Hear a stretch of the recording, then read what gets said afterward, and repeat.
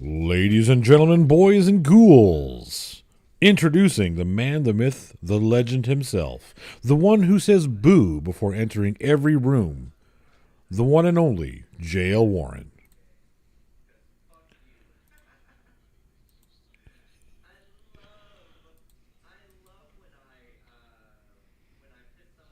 Live stream. This is my first personal live stream, celebration of hitting 500 subs, and I have every single person out there to thank for that. My last video kind of rocketed me past where I expected it to go. So here I am. I wanted to do kind of an AMA because I got so many new subscribers so fast. I thought there might be some individuals who were curious to know more about me, or maybe ask about the video, or the stuff. I don't know anything at all. So I figured I would just do an AMA so people could get to know me and do whatever. So maybe it'll be fun. Maybe we'll just have a chat. Maybe we'll talk about some stuff. We got some awesome people I know in the chat. So it's a me, Mario Rui. Unfortunately, he had to crash because it's a little too late for him. I think it's like 2:30 a.m. over there. So he popped by to say congratulations. Thank you, Mario. I do appreciate that. Corsi Husky was the first one to jump in there. Corsi I know from Discord, and as it turns out, he actually lives very close to me, which is a small fucking world. So Corsi, so great to see you. And Scott Ever Tanner, yes, it's about damn time, because I typically do very well with scripted content, unlike Irish Demon and Johnny O, who do really excellent off-the-cuff stuff and ad-lib work. I'm better with a script. So just, so I know what I'm saying before I say it, because sometimes I run on and blah, blah, blah, blah, blah. But I wanted to do this for you guys, just to get to know people and to get to know people out there, and you'll tell you about me. And I had a lot of questions about the stuff in my background, about in my office. So I figured this would be a good opportunity to kind of tackle that stuff. Historical philosopher, fantastic to see you. Who else we got? Ricky Bell. Thank you very much for the congratulations, Ricky. Couldn't do it without you guys. You guys jumping on there and supporting me and helping me build my channel. I know it's been a bit slower than the rest of the other beardsmen. But eventually I will get to that 1,000 mark and we'll monetize this bad boy, and we'll just keep on going. Either, with here and with Week in Horror, they're both channels kind of support each other. So slowly but surely we will get there. Let's see. Charlie Welch, good to see you, sir. It was fun hanging out with you on Friday last night on Plot, or talking with you then. That was cool. PhD Tony, one of the beardsmen. Good to see you. Says Johnny has one of the greatest voices on YouTube. Yes, he does. I think I'm a little pixelated at the moment. I'm not sure. That's okay. I mean, you guys can still hear me, so let me know if you can't hear me. That's what's one of the important things. Let me see. Chris Durham Music Channel. Excellent to see you doing minor edits videos.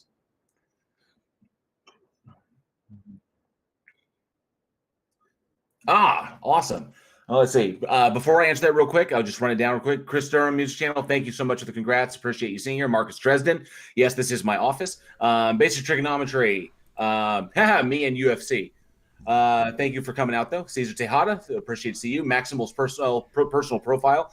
Good to see you. Thank you for the congratulations. TP Seeker, thank you as well for popping out. PhD Tony, when did I get into Lovecraft? Actually, very early on. It's about the same time that I got into Shakespeare. When I started acting. I was a little over 23 years ago, and I started dabbling in theatrical performance and doing that stuff. And I started diving into really just old books, and my enjoyment of Stephen King's work led me to find that he was heavily inspired by H.P. Lovecraft, as was John Carpenter, because I really love John Carpenter movies. And so I wanted to go to the source to see where these guys got their inspiration. And that is when I got into Lovecraft. The first Lovecraft book I ever read was The Rats in the Walls.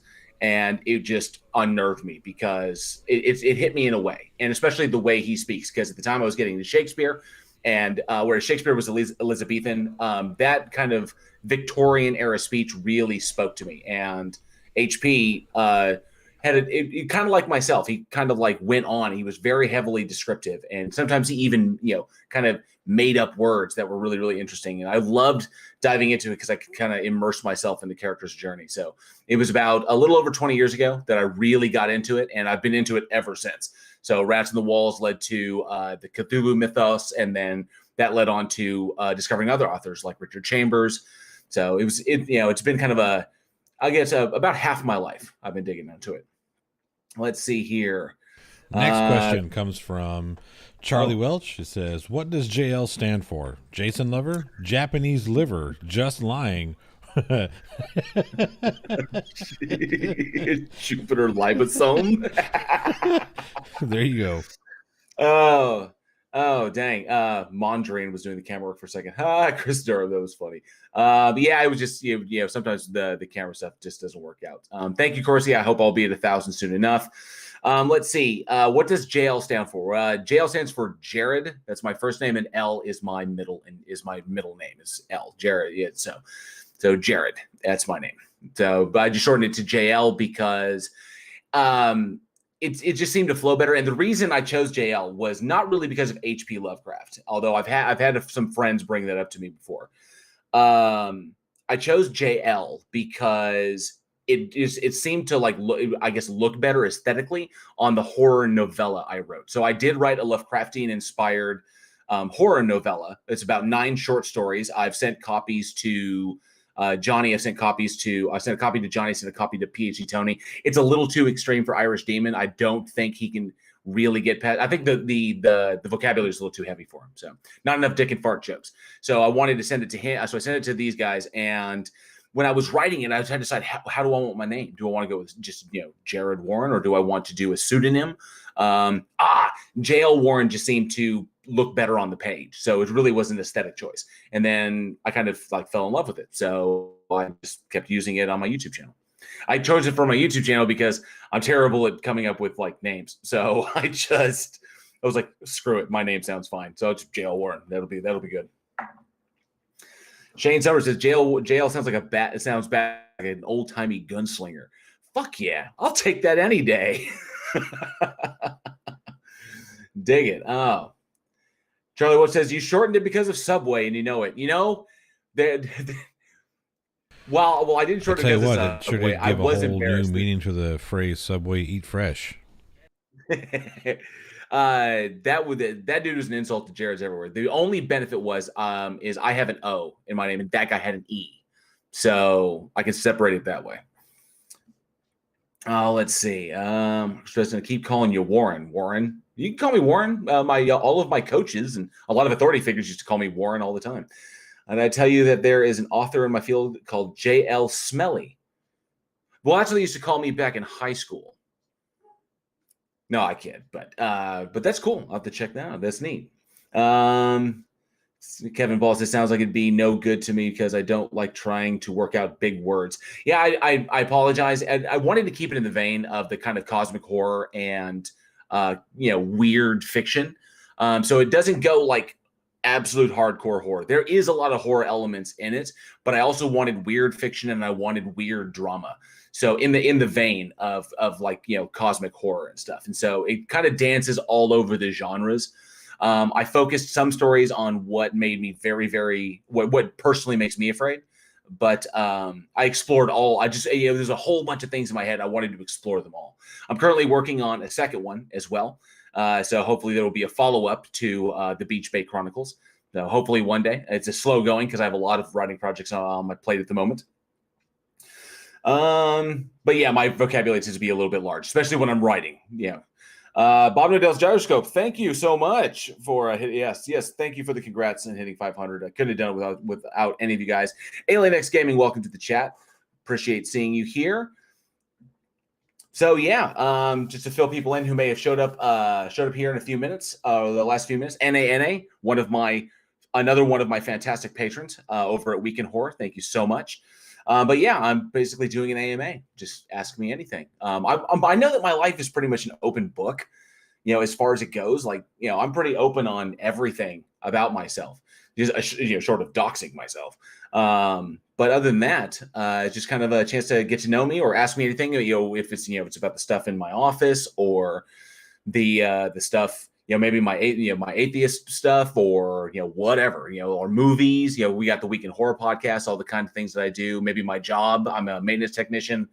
So whatever you guys would like to know. Let's see. Maximal's personal profile asks, what is the worst and the best argument for God by Christian apologists? Oh, let me see. The absolute worst argument I've heard for a Christian God is the circular argument that the Bible proves God, or is it God proves the Bible proves God? Is using the Bible to prove God, because that just ultimately becomes circular. So many of them rely on it. That's the absolute worst, because it's pure circular reasoning, and it's just ridiculous. And you can't talk them out of it, because ultimately it's axiomatic in its foundation, and it just doesn't work. So the best one I've never heard, to be perfectly honest, I have never heard a strong argument for the existence of the Christian God. The best argument I've ever heard as far as a God goes, or really, is for deism. And for deism allows for the possibility that there was like a deity, like a supernatural deity or whatever, that kind of kicked the football on the universe and then promptly fucked right off. It doesn't interact with us. It doesn't decide anything for us. It doesn't do anything regards to us. But it could have been like a supernatural powerful force that kicked the football. And that can lead you to deism. Not specifically the Christian God, but the Christian God comes with so much baggage that I don't think you could logically conclude. Yeah, there's nothing that you could logically conclude the Christian God. There's no argument that can logically conclude that. Either because you either have the omni God, which is logically inconsistent, then you try to change it to the maximal God, but then there's things that go on Earth and the relationship between the two that don't make sense, because then you have like the problem of evil and the God is a moral monster arguments. So no, I don't think there's a good argument at all to lead to the Christian God, only to deism. Deism is as far as you can get with any level of reasonability. Plothole asks, is Darth Dawkins still thirsting after you? Darth hasn't come after me. He didn't come after me today. His minions did. Now, they didn't message me. They blew up my freaking Discord messages yesterday, calling me a coward and saying that I wasn't a man. I didn't have the balls to defend my video, which I don't feel I have to defend. I think the video speaks for itself. But his minions are still kind of goading me. Like, I'll still be in a chat with somebody else. Oh, I hit my fucking mic. I'll be in a video, or I'll be in a Discord channel with somebody, and they'll just pop in to be like, hey, JL, why are you afraid to debate Darth Dawkins? And I'm like, at this point, I'm just kind of ignoring him, because they'll be like, I'm not afraid. I've said my piece. I'm done with that.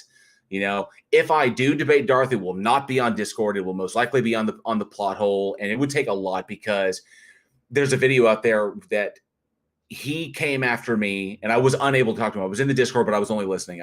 I was muted. And when other people came to my defense, he flipped out. He started like turning people's volume down. He called this one pagan girl named Siren, called her a dumb broad, and started just, going after me with, fuck you and blah, all this crap. And I was like, you know what? This is exactly why I made the video. And this is exactly why I don't need to speak to this individual. I hesitate to call him a man. He's a man child. But this is why I don't want to. It's the behavior. It's not his specious argumentation. It's not his bad logic. That just falls apart. You can destroy that in a debate any day. It's his behavior. He will not be civil. He refuses to be civil. It's not that he can't be. He could be. Because a few hours after I dropped the video, he was reported to be very civil in conduct. But then it fell off. It was just, his shit was just reactionary. So, fuck. At this point right now, fuck him. Tell JL to curtail his sesquipedalian tendencies. Oh, PhD Tony. I'm going to use that in a book sometime. Let's see. Alien X asks, would you kill the wife if she shaved your beard just up the middle? That actually might be cool. This is an interesting thing, and I'll fill you in.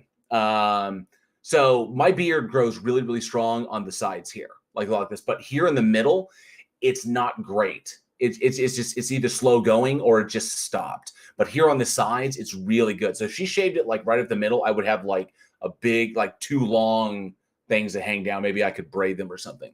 So I wouldn't. Obviously, I wouldn't kill her. I probably wouldn't. I'd be like, what are you doing? Oh, wait, this may look kind of cool. So, but she hasn't threatened to yet. So she doesn't seem to bug her so far. Oh, let me see here. Oh, dang. Got to make sure I don't miss anybody. Thank you, Alien X, for the question. A Fu Manchu. Yeah. And I have actually grown out the handlebar because I'm a huge Metallica fan. And one time I grew up my beard and I wanted to see what it looked like if I cut it like James Hetfield, like that.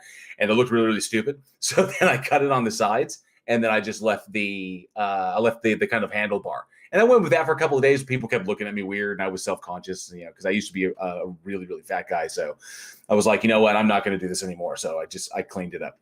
Now either I do a goatee, clean shaven, or now I can grow the beard, which because my job lets me grow the beard, which is pretty cool. Let's see. PhD Tony, he has to get the maximal use out of his word. Yes, he does. Yeah, his word of the day: toilet paper. Basic geometry. Plot hole don't mention the TP. Tony's in short supply. Corsi Husky said, I once had a guy tell me that one Bible verse was his claim and another was his evidence. Yeah, that's silly. That's just silly. Marcus Dresden has an excellent question for you. Okay. Says, Warren, why are you so fascinated about occult stuff like horror movies? Can you describe it? Yes, I can. So, actually, before I jump to that one, I have a real quick one from Felix F. He asked a question. Hi, JL, as a maintenance tech, which tools do you like? Actually, my absolute favorite tool, I actually keep it on me because it's actually gotten me out of a few jams, is my multi-tool, is my Gerber multi-tool. This bad boy has actually saved my tail on more than one occasion. I absolutely adore this thing. It's got 18 different tools on it, and it's so freaking handy. I carry it with me wherever I go. Even if I'm just going to the store, I carry it. I never know when I might need it.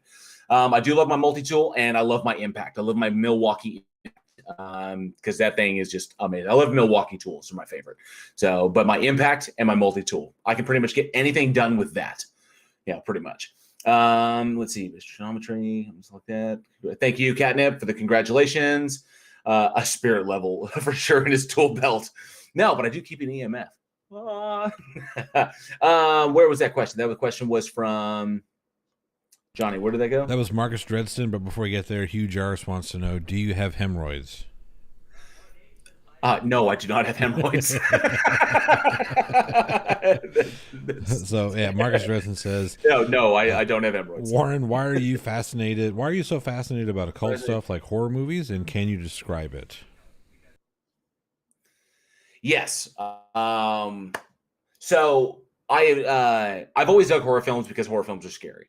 And I just like the jolt of watching horror movies. But I really, really got into it because actually in my spiritual days, when I did believe in, when I was a theist, I was a Methodist, I was confirmed Methodist. And as I've stated many times, irrational thinking leads to irrational behavior. And if you can believe one irrational thing, you can be convinced of other irrational things. So when you believe in things like God and angels and demons and the devil, then a certain other thing, you may not believe in unicorns, but you may believe that demons walk the earth. You may believe in disembodied spirits. You may believe in ghosts. And that was kind of like, looking into that. And then, of course, not understanding the natural world. It was education that helped to get me out of that. But then I was kind of like, oh, there could be some truth there. There could be some of that. It's like, there isn't. And now that I understand what I was seeing, I was either saying it was either confirmation bias because I was looking for it, so I wanted to see it, so I saw it, or it was a misidentification. Oh, it's a UFO. No, it's not a UFO. You saw this, something of that nature. But that I got in young because I was indoctrinated into the Methodist faith. And my mother took me to church. That's what the family believed in. I followed suit. I was confirmed Methodist, yada. And it wasn't until things started not clicking that I kind of got out of that. Now, horror, I remained a giant fan of because I got into film and I got into learning how to make film and how to be a filmmaker. And I wanted to know how was the sausage made? How do they do those incredible things in horror films? And I started learning how to do it. And then I began to realize as I researched the horror genre and the history of horror, that horror is a reflection of society. It is a barometer for the anxieties of our civilization. And that's why it exists across in every single culture. There is horror entertainment because it allows people to decompress from the things that they are anxious about that are currently going on. Whether you look at like Invasion of the Pod People or Invasion of the Body Snatchers, 1956, it's kind of a corollary for the McCarthyism and communists around every single corner. Or if you look at the slasher films of the 70s and the 80s, the sexual revolution was going on. People were rising up against that, and then there was the notion that innocent girls don't get hurt, but girls who go out and sleep with people or guys who do certain things will end up getting killed because of their behavior. I mean, it's the virtuous one that survives. So these are all things that I think if you go through the history of it, like in the 1930s when Universal was doing like the Universal monsters, Dracula and Wolfman and the Creature in the Black Lagoon, Frankenstein, in the face of burgeoning science, the burgeoning electricity, people were afraid of what it could do. The idea of electricity coursing through your house was a scary idea because they didn't fully understand it. And so the idea that, the human body is electrical and there's electricity and you could use it, and electricity is what fuels and makes people walk around. The idea of Frankenstein really, really scared people. Old folk tales like, the Wolfman and Dracula, these are all incredible, I would say, milestones in human civilization. Horror entertainment will always be malleable. It will always change. It will always adapt. That's why it is the best genre as to reflect humanity. I think is really cool. Let me see. So what I'm going to do, JL, just so you know, so I can keep up. I'll pull the questions and put them in your Discord. That way you can grab them as you go. Okay. BJ says, "Don't debate DD. He's not worth the time ever." I wonder if I should put on slow mode. How do I do that? You're good. I can keep up with it. Okay. So you're good. Like I said, I'll just grab them and put them in Discord so we don't miss them. I know it's like a Thin Lizzy song or something like that, but I love Metallica's Whiskey in the Jar. Boom. Excellent song. Yeah. Bob Donnell's Gyroscope, that's the next one here. Would you ever consider doing a collaboration with Matt Dillahunty? Oh, would I ever consider doing a collaboration with Matt Dillahunty on atheism? I would. I like Matt. There's some approach. I think he's been doing it so long that he's a little. I would say he's a little bit more. He gets pretty aggressive, but I've recognized that his triggers are when people are being willfully, ignorant, or they're being just flat out dishonest, or they're wasting his time. These are very, very busy people, and the individuals that they typically interact with are not, good faith actors. So, but I would love working with him. I mean, I hear he's a very, very cool dude. He's pretty open to everybody, and very accepting. And I would love to do a collab, or I would love to be on the Atheist Experience. That would be pretty neat. I'd be nervous as shit, but yeah, taking calls from theists, that would be fantastic. Virillion says, "Oh yeah, debating DD is like debating a pigeon that continually squawks. You have to do your homework with DD, or he will make you look bad. If you follow his script, he will make you look bad." Yes.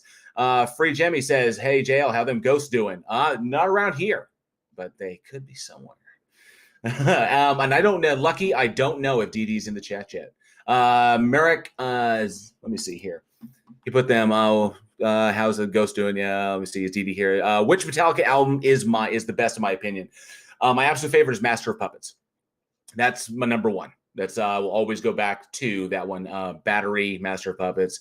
I love that album. It was one of the first albums I ever bought myself. The first CD I ever owned was given to me as a present because I was given to me as a present, and that was a copy of Ride the Lightning. So I got a copy of Kill the Lightning for a birthday, but Master Puppets I went out and bought myself, and then of course Injustice for All and so on and so forth. But I loved Master of Puppets. It was fantastic. Let me see. When did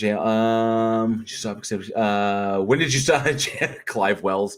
When did you stop accepting science and started your obsession with ghosts? It's the reverse. I stopped my obsession with ghosts and I started accepting science. The plot hole. How did JL end up with his background in philosophy? My background in psychology, which led to that, because my background is in forensic and abnormal psychology. I got into that because I wanted to know why people do the things they do. Why do really crazy? And I'm talking really, really dark shit, like Leopold and Loeb and like Dahmer and Gacy and shit like that. Why do they do these things? And I wanted to understand why. I want to understand how the human mind works in this capacity. So I was getting deep in that, and that led to reading interviews with some really, really bad people. Some of them were just really, really mentally ill, and they're just like this. But then you had individuals who philosophically looked at it like, for all of the myth and pomp around it, Ted Bundy was actually rather insightful. Mostly he just got lucky, but he was rather insightful as to his own condition. He had his own opinions, which I think people will probably disagree with, but as far as like serial killers go, he was really kind of introspective. Like, why am I like this? Why do I do this? I'm going to give in to my urges, but he did question. He did try to internally critique to a degree. And that's what kind of led to philosophy. It's like, why do we do these things? Why, the idea of consciousness and Where does it come from? Or, is an emergent property or is something more to it? And I started getting into philosophical things, and then just kind of, it was like, and then that kind of branched to like, where do we come from? Why are we here? What is the purpose? So on and so forth. But so it was my psychology background that kind of led to my philosophical pursuits. Kevin Paul says, when are you going to make a video catalog of everything piece by piece behind you, and how many sections of a series do you think it will take? It would take a lot.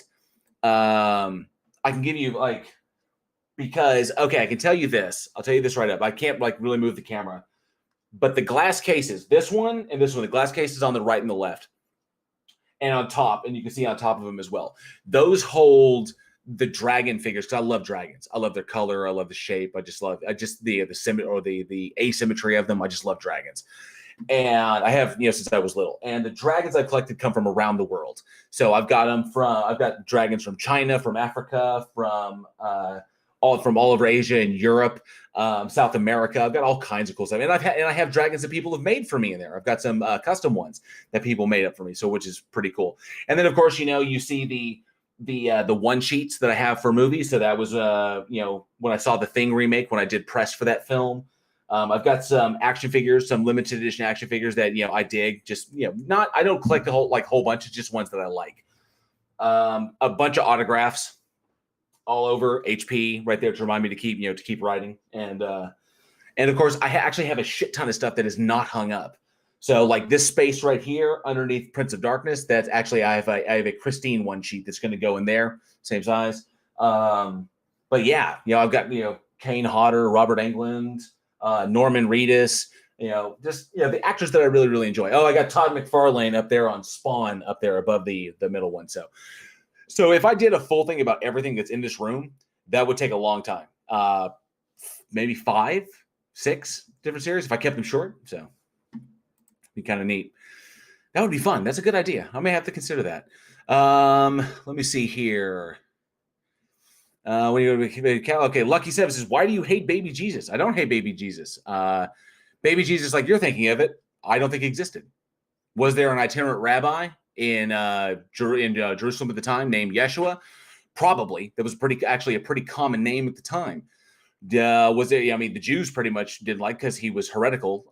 Was there a guy out there that I consider to be the David Koresh of Bronze Age Palestine? Sure. Do I think he was God? No. I think he was just a man.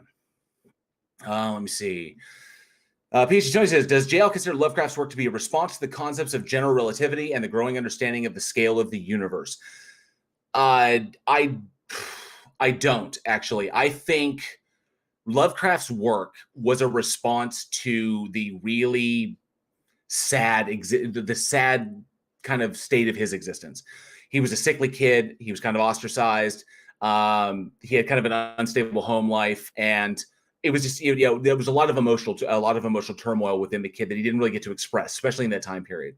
And I think when he found his grandfather, or I think it was his grandfather's library.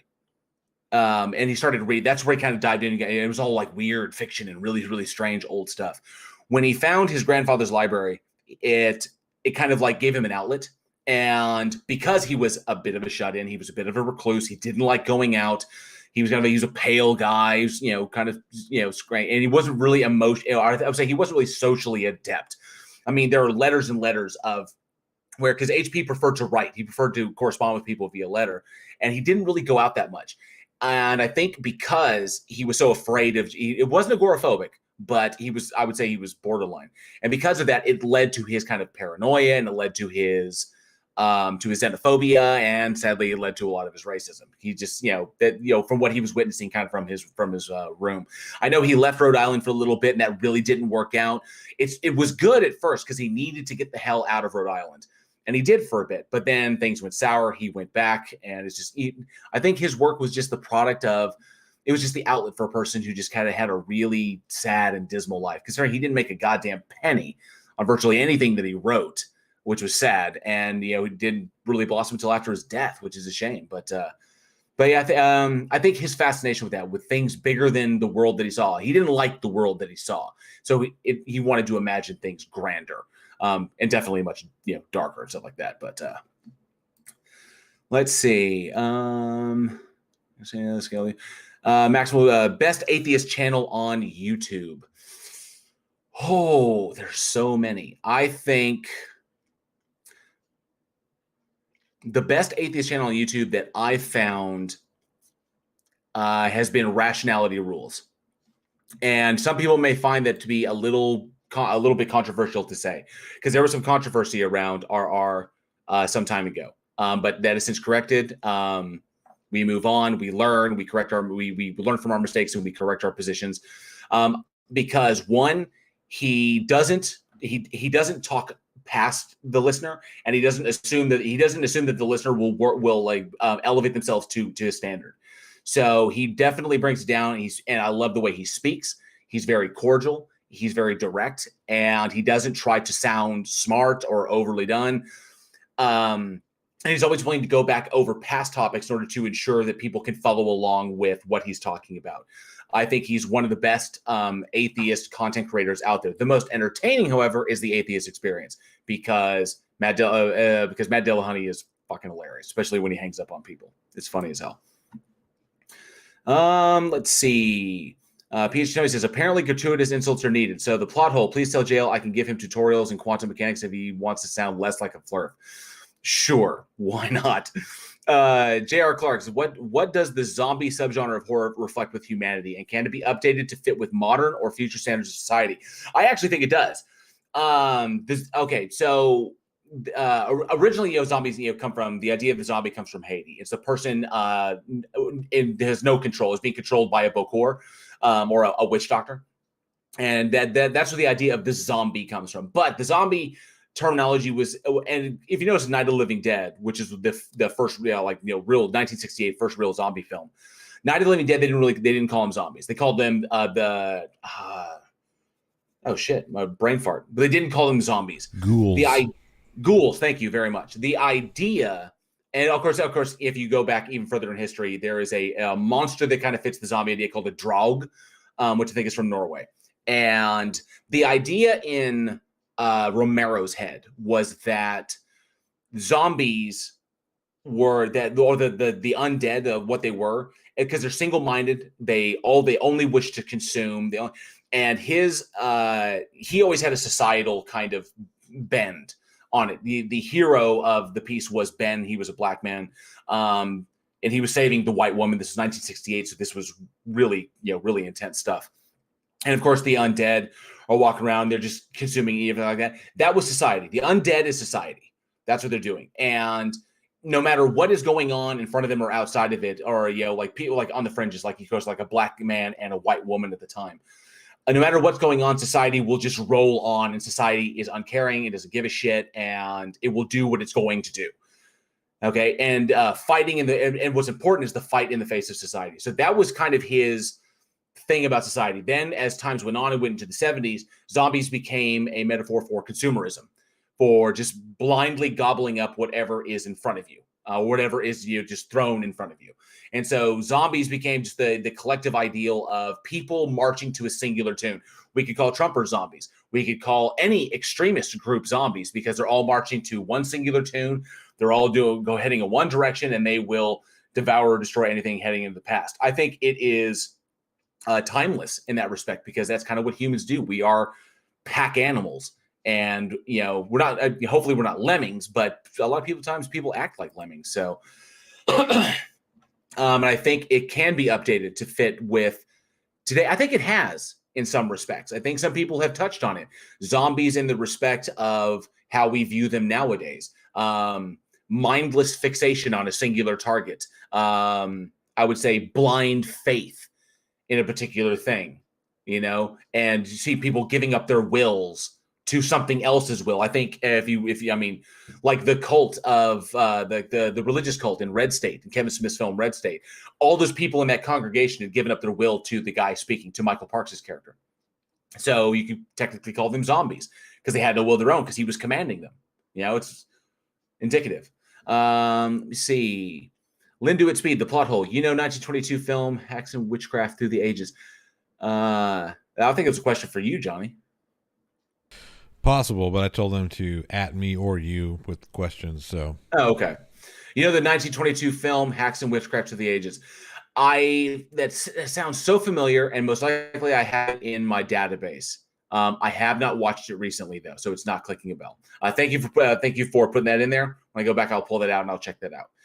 Warren, but can you describe what is ultimate, that which prescribes all that is possible and impossible in your worldview? That was from John Rapp. Thank you, John Rapp. I appreciate it. That which is ultimate, I would go so far as to say the universe, because the laws of the universe prescribe what is impossible and what is possible. I cannot jump to the moon, but I can jump a few inches off the ground. Well, probably maybe a foot. I can jump like a foot off the ground, but I can't jump to the moon because of the laws of physics, because of the laws of reality. They stop me from doing that. That's how I understand that. So the universe, the isolated system we call the universe. Charlie Welch, where should I start with Lovecraft? I'm interested. I think I've read a short story or two in anthologies, but don't remember. I actually have an excellent resource for you. Right here, and I keep it right next to me. Oop, I'm knocking stuff over. Let me put that back up. So make sure, I'm going to go back to my camera and make sure people can see this. I have an excellent resource here. H.P. Lovecraft, Great Tales of Horror. And this is a pretty, I think you could recognize that cover if you saw it again. But yes, H.P. Lovecraft, Great Tales of Horror. I think this is an excellent collection. And it starts with The Rats in the Walls. Rats in the Walls, Pickman's Model, The Color Out of Space, Call of Cthulhu, The Case of Charles Dexter Ward, The Dunwich Horror. Goes, this is pretty much the Cthulhu mythos in book form. So I definitely recommend this one. This is an excellent starting place. And I think you'll have a lot of fun reading it. It's, really, really good stuff. Really creepy. Let me fix myself. See, this is the little souvenir boomerang and the postcard I got from Irish Demon. Let's see what we got here. What else do we have? Johnny's helped me out so much. I appreciate it, dude. Really big time. Let's see. I think I read a short story and I thought, yep. Definitely recommend that book. Big time. So Clive Wells says, JL, who would you like to play you in the film of your life?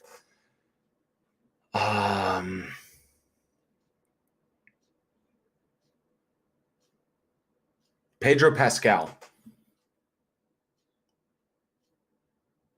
He's Mandalorian. And he's going to be in Last of Us. So, yeah.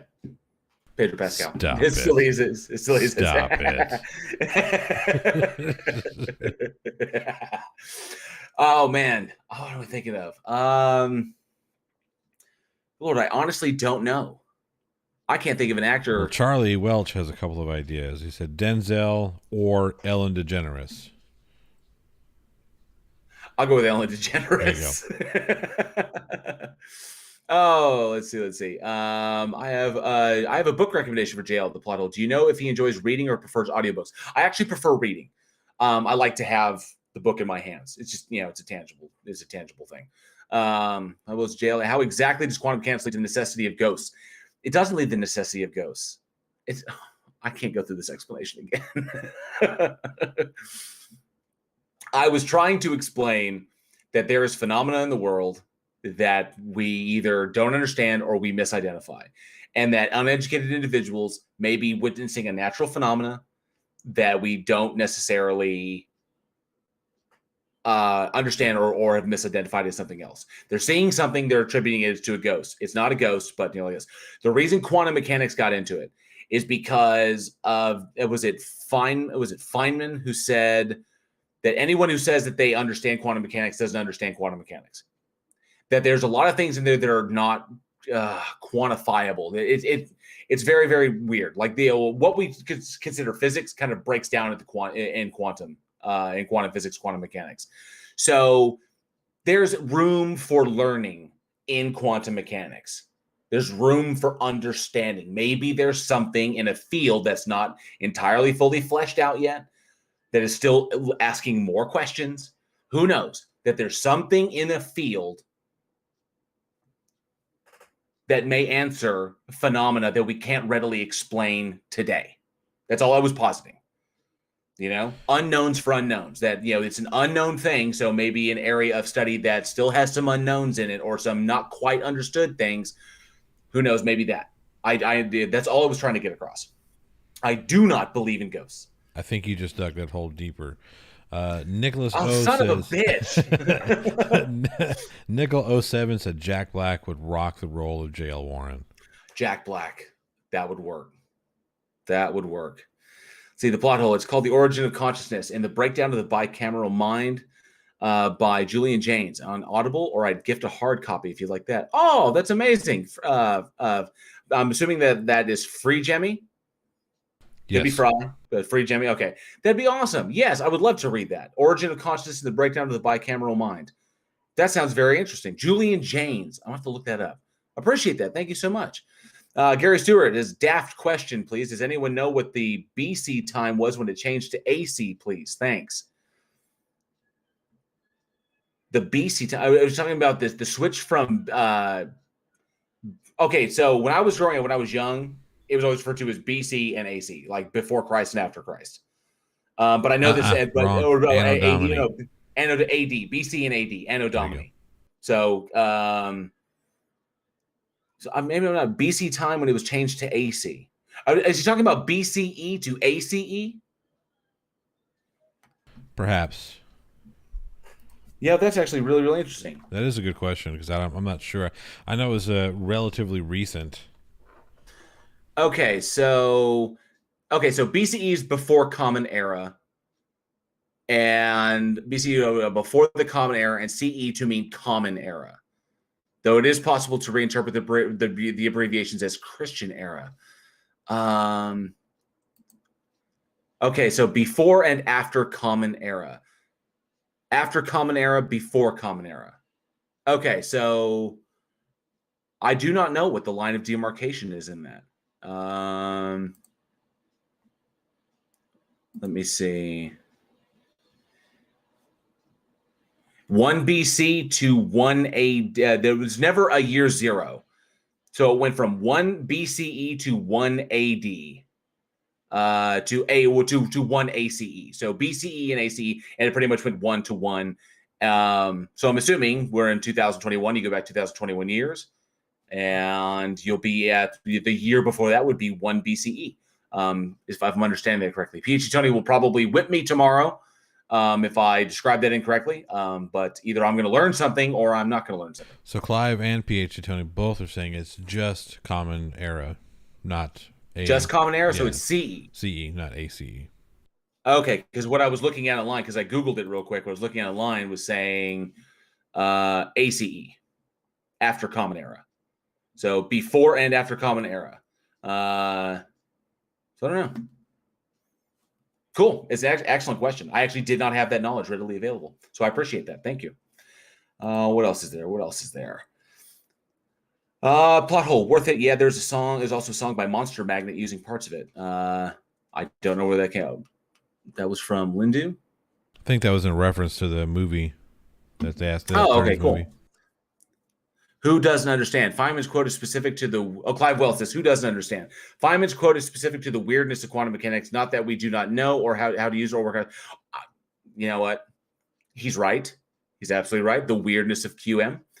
We're going to get into an area that is going to make me look really stupid because I don't have a full understanding of quantum mechanics. I literally, like, QM is like a hot chick walking by. I'm admiring it as it walks by. That's what it is. He's like, ooh, check it out. That's really cool. I don't have a deep understanding of it. The limits of my understanding were that we don't have it all worked out. Now, if I'm wrong on that, you can definitely tell me that I'm wrong. If I'm wrong that we don't have all of quantum mechanics worked out, then I can say we have all of quantum mechanics worked out. If we don't, that means that there are things that we don't understand, or things that we simply haven't worked out yet. Quite potentially, that means that there are causal relations in that area that may, when we understand them, may help to explain certain phenomena that we have here that we may not readily have an explanation for.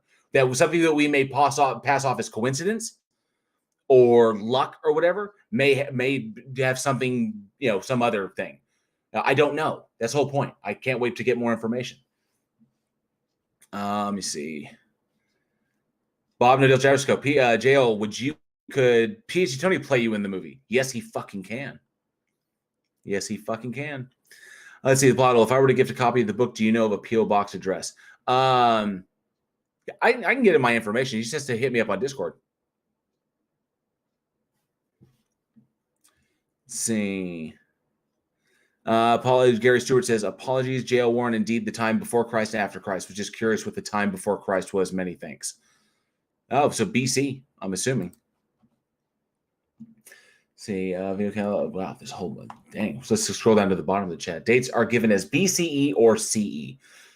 Okay, PhD Tony. Yeah, cool. I just the resource I looked at online real quick just had it as BCE and ACE. So before Common Era and after Common Era. That may be wrong. What I looked at might be wrong. So it was just a quick Google search.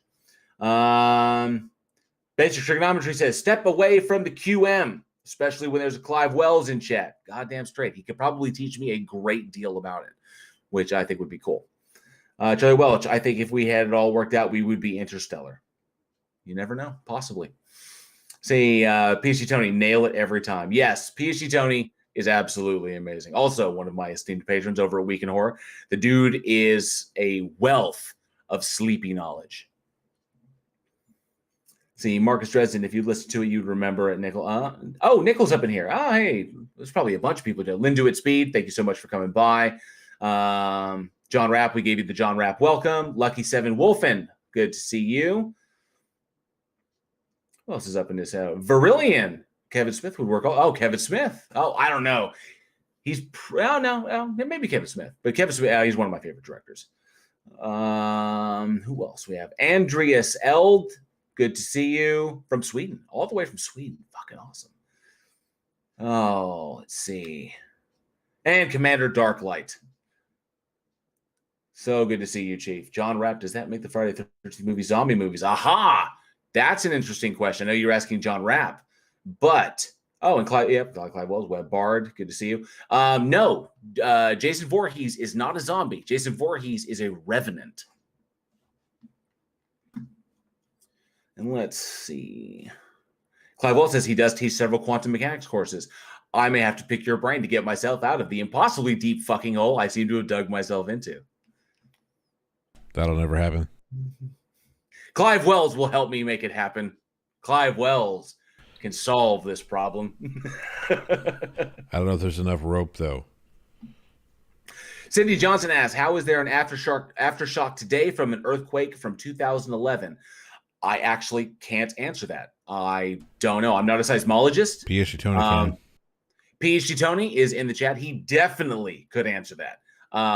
If there is an aftershock from an earthquake today and from an earthquake in 2011, I'm not equipped to answer because I'm not a seismologist. Seismology is not my field. It never interested me. I only looked into it briefly so I could talk to Why You Are an Idiot during that debate. And I only wanted to skim it just to kind of understand why it proves why wave propagation mathematically proves a spherical model. So I don't know, but PhD Tony most likely does have that answer. Let's see. Lucky Seven, good to see you. You're sure. Hey, Linda, Nicole, PhD Tony, Clive Wells. Ooh, got some red on the screen. I have red on me. WebBard, Kevin Smith lost a lot of weight so he could play you just as long as he can wear a trench coat. It's funny because I also have a trench coat. I have a customized Metallica trench coat hanging in the closet. It was a gift. It was a gift from an ex. I think when did she give that to me? We broke up in 2000. I think it was 1997. I think it was 97. No. Yes, 97. I think it was 97. She gave it to me. It was a black leather trench coat and had a Metallica, had basically Master of Puppets, the Master of Puppets album cover airbrushed on the back. And I wore it everywhere. I beat the absolute shit. I still own it. I beat the shit out of that jacket. I wore it to Edge Fest in 1999, and I got a lot of flack because everybody kept asking me if I was in the Trenchcoat Mafia. It was pretty weird, but I love that jacket. I absolutely adored it. I still own it. Got it hanging in the closet. I'll bust it out. So I bust it out every now and then, when I just want to feel like looking cool. Let's see. What about Chris Hemsworth? I don't know about Chris Hemsworth. Chris Hemsworth is a fucking unit. I am not a unit. Lindu at Speed. Hey, my man, freezing our ass up here in Quebec. Hello to Quebec from Texas. Let's see. Andres L says, it's 4:17 in the morning here. Should I go to bed? You only have to go to bed if you want to go to bed. You know? Don't let the world dictate how you behave. Do as you please, sir. Or if you feel like being responsible, you should go to bed if you have work like this, but who knows? But you won't hear me telling you what to do. It's never going to happen. Bob Nodel's Gyroscope says nearly bedtime here, 3:20 a.m. in the Emerald Isle. Greetings. And yeah, man, keep it trucking. Let's see. John Rose says, I missed his original smartassery. I apparently did. It's going so fast. I'm jumping between Discord and this as I pick up questions. And I know we're all wondering if Darth Doc is going to show up in the chat. I doubt it. I don't think Darth is going to show up and just start, like haranguing me, like asking me the stupid fucking, what is the ultimate bullshit, that I couldn't possibly demonstrate. I'd hide him if he did. No. If he shows up, if Darth shows up, let him do his thing. Okay. I want to kick him in his balls. Yeah. But yeah, let him do his thing, because if anything, I put a video out. And if people want confirmation of it, I guarantee you, if Darth shows up in the chat, because he can't call me, I'm like not on a phone line. But if Darth shows up in the chat and he types something, or one of his little sycophants show up and they type something, you will see how these individuals behave. So absolutely. Let me see. Let's go back to the Discord real quick. So he says he's here. Actually, Fred Gwynn says, "I am here. I am Darth Dawkins." How dare you besmirch that name, sir? A legend is Fred Gwynn, Herman Munster. You besmirched that man. Let's see. No rush. Oh, you asked me how long. You asked me how long do I want to go tonight? Man, I'll go as long as people want to hang out. If people start trickling out, let's say 10 o'clock. Let's say we'll put it 10 o'clock. 2 hours is good. 2 hours good. 2 hours good. What do you say? We say six. Yeah, 6. Yeah. Yeah, whatever. I just wanted to. I need to know if I need to make another. It was Batman, dude. It was Batman. I need to know if I need to make another cup of tea or cup of coffee. Let's say 10. 10's good. 10. Let's say 10. Yeah. No worries. Like I said, I'm leaving up to you. Yeah. John Rapp says, "Wow, I am the dumbest person in chat. Look at those names." I love John Rapp, dude. So I say, dude, it's such an honor to have you here. I've been aware of you since way when I first found Team Skeptic, and I never understood that. Give him the John Rapp. Oh, I never got that. It was always like a weird mystery to me until finally somebody explained it, and then I pulled a John Rapp and I did it to Fohammer. So.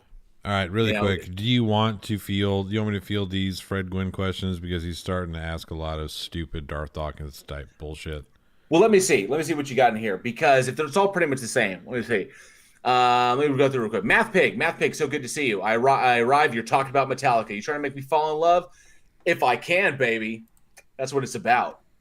Linda of Speed, the plot hole. Could you just discuss the influence of supernatural diabolism in metal? I think I honestly, if you want my quick opinion, I honestly think that the imagery plays to the themes of their music, and it's pretty much just the value of it. Why not have, it's kind of like this. This is one of my favorite Metallica groupings, Metallica Apocalypse Now.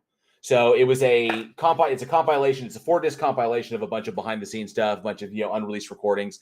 Got some original stuff on there. Got some some early stuff, early copies of One and shit like that. But the artwork was done by Julie Bell. So it's Julie Bell artwork on there, and that kind of imagery works. That's very, very paganistic and stuff like that. I think it just plays to the theme. And I think whoever set this, I don't know who set the standard first, but I think it's just that's just been kind of where it goes. That's a subject that you and I should do an entire discussion on. Oh, fuck yeah! Like fucking Manowar, man. I think you just I would say D&D and metal just go really well together. Let's see. Jail Warren, as an atheist, anything impossible what imposes this at a fundamental level? The laws of the universe. Laws of the universe do that. The laws of reality. I cannot jump to the moon because the laws of the universe say I can't jump to the moon. Done. Don't need anything more than that because that's the way it is because Stone Cold said so. Let's see. If anything impossible, J.L. Warren so was fundamentally opposed to this is not a god. The laws of the universe. Done. I asked about J.R. Clark says, I asked about the zombie outlook because I always wanted to make something zombie related, but also out of this world. Make something that hasn't been done before, hopefully. You know, let me give you a recommendation for films you could watch. Two, and actually three in particular.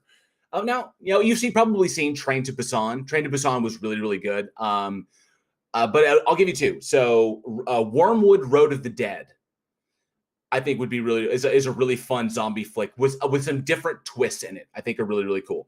And Undead, which both are Australian zombie films. There's things in there that they don't dive into hardcore like you want to do, but they touch on them just briefly because I don't think they didn't want to take the risk of going too far afield. But I think it's ripe for that. I think films like Warm Bodies also kind of do that, where they re-examine the zombie kind of folklore, the zombie trope, and they try to turn it on its head. So I definitely recommend Undead and Wormwood Road of the Dead. I think those might be pretty cool. Let's see. Fred Gwynn, how do you know the future will be like the past? How the fuck does anyone know? I can only assume. I can only assume that the future is going to be like the past, man. I mean, that's a silly question. I obviously you're going to the whole thing like I'm not omniscient, so how could I possibly know? Well, no one on this planet is fucking omniscient, and no one fucking knows. You don't, and I don't. Okay, Math Pig says, okay, I need to go to bed. Dude, salutations, Math Pig, recent friend. Thank you so much. Appreciate you stopping by. Yes, Charlie Welch, Cargo was fucking cool. The short film that it was based on was really, really neat. And I'm glad that it got the full film, the full feature treatment, which is really, really nice. Fred Gwynn, to say that the laws of the universe is a fallacy because there cannot be a plurality of independent things controlling all. You don't know that. That's an assertion that you can't make because you can't possibly know that. Because there's nothing that we can test greater than the universe itself. The fundamental laws of the universe are what we can test. We can create predictive models off of it. So if we create these predictive models, the predictive models are reliable. That is how we define our reality. You inserting God into it is still a presupposition. It's still literally an unfalsifiable hypothesis for what kicked the football on the universe. Done. I don't want to. Here's the thing. I don't want to tell. JL is obviously free to answer whatever he wants, but Darth Dawkins, this isn't a let's get into a debate with J.L. Warren. This is a let's get to know J.L. Warren. So if you want to attempt to, if you want to continue your stuff, I'm going to ignore your comments and questions. Again, J.L., you're free to do whatever. I'm just not going to pass them on to you because again, this is a get to know J.L., not get to debate J.L. Yeah. Thank you, Johnny. You literally took the words right out of my mouth. This is not debate time. This is AMA time.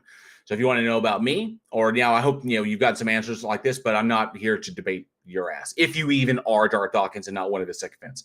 So just because you say you are doesn't mean you are. Just because your book says something doesn't mean it's true. Sorry. Not sorry. Math Pig. Let's say yes. Have a good night. Thank you for stopping by. Let me ask you doing.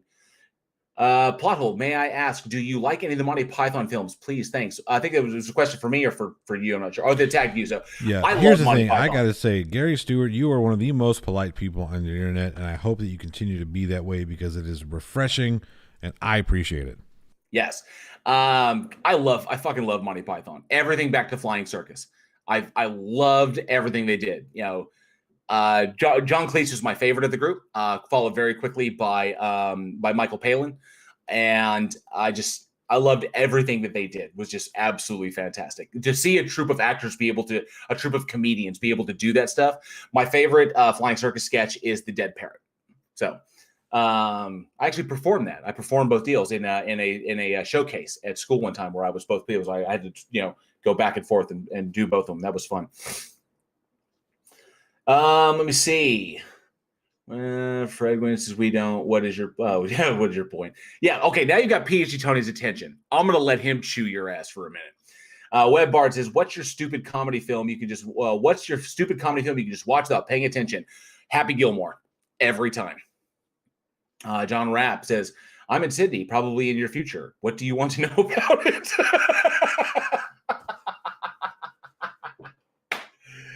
John Rapp is fucking legend. Oh, I love you, dude. That's awesome. That's the best answer. He's in your future. He probably knows. Dan Press Water says, I watched Freaks on Netflix today. It was really good. It was pretty good, wasn't it? I was pleasantly surprised. Commander Darkly says, I think the future will be the same but different. I like that too. I really do. Andrews L says, have you heard Michelina Malis? She plays metal on the hurdy-gurdy. Wow. That I have to hear. I'm going to make a note of that. I'm going to check that out. She's a bad musician right there. Oh, I've got to check that shit out. That sounds amazing. Oh, let me see. Yep. You're right, Peach Tony. It is a baseless assertion. It's just, he's got nothing. Let me see. Matt Pig was close enough to Newry, P-Base, en route to Tangerine. I guess I'm assuming those are locations from Bob Nodell. Yes, Nickel, he does like his straw man arguments. It's good, Fred who? Okay, so Fred, don't shut down Fred. He's not being like hateful and disgusting at the moment, even if it is. If I don't know if it's Darth or not, I don't care. But the reality is, the argument that he's presenting, I can literally take his argument verbatim, and I can take God out, and I can put the simulation in. I can, the whatever it is, like the supernatural simulation. And I can say that what we see is all coded. It's coded that way. What declares what's possible and impossible? The code. And then I can assert that just pretty much covers it, because he doesn't have to explain his God or where his God came from, because he'll be like, well, what coded the simulation? What like did the code? Well, nothing. It's always been, just like your God has always been. I don't need to provide an origin, because you don't need to provide an origin. Okay? The arguments are interchangeable, that demonstrates the axiomatic position that you have, that is purely axiomatic. That's it. Not to mention, your parents taught you about God. You didn't know when you came out the womb. The reason you're a Christian is because your parents were Christian and because of where you were born. So, done. Let me see. Someone had internet problems. I know what that's like. Marcus Dresden. We all know what that's like. Fuck, dude. They're doing a lot of shit around here. I think they still are.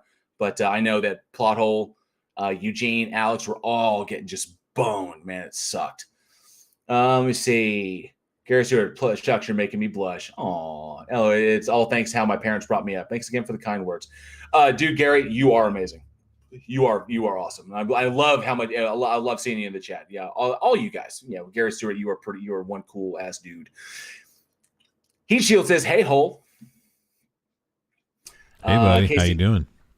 Casey and Randy, greetings, sir. Good to see you in the chat. Look at these awesome people stopping by. Let me see here. What are your ratings? Clive Wells. Okay, so what are your ratings, your fellow beardies, from least favorite to most? Why are you going to put me in this position? Pretend I'm not here. I can't hear words you're saying. But also remember that I control the stream. Yes, this is true. Fuck, dude. It's like asking me who your favorite kid is, man. Okay. My ratings for my fellow beardies from least favorite to most favorite. Okay. I will preface this because he didn't say I couldn't. I love all the beardsmen. All of them are amazing. If I had to fucking rank them, and please God, don't kill me. I know he's going to. PhD Tony, Irish Demon, the Plot Hole, and then myself. Wait a minute. You can't put yourself on the list. He said, of my fellow beardies? Okay. So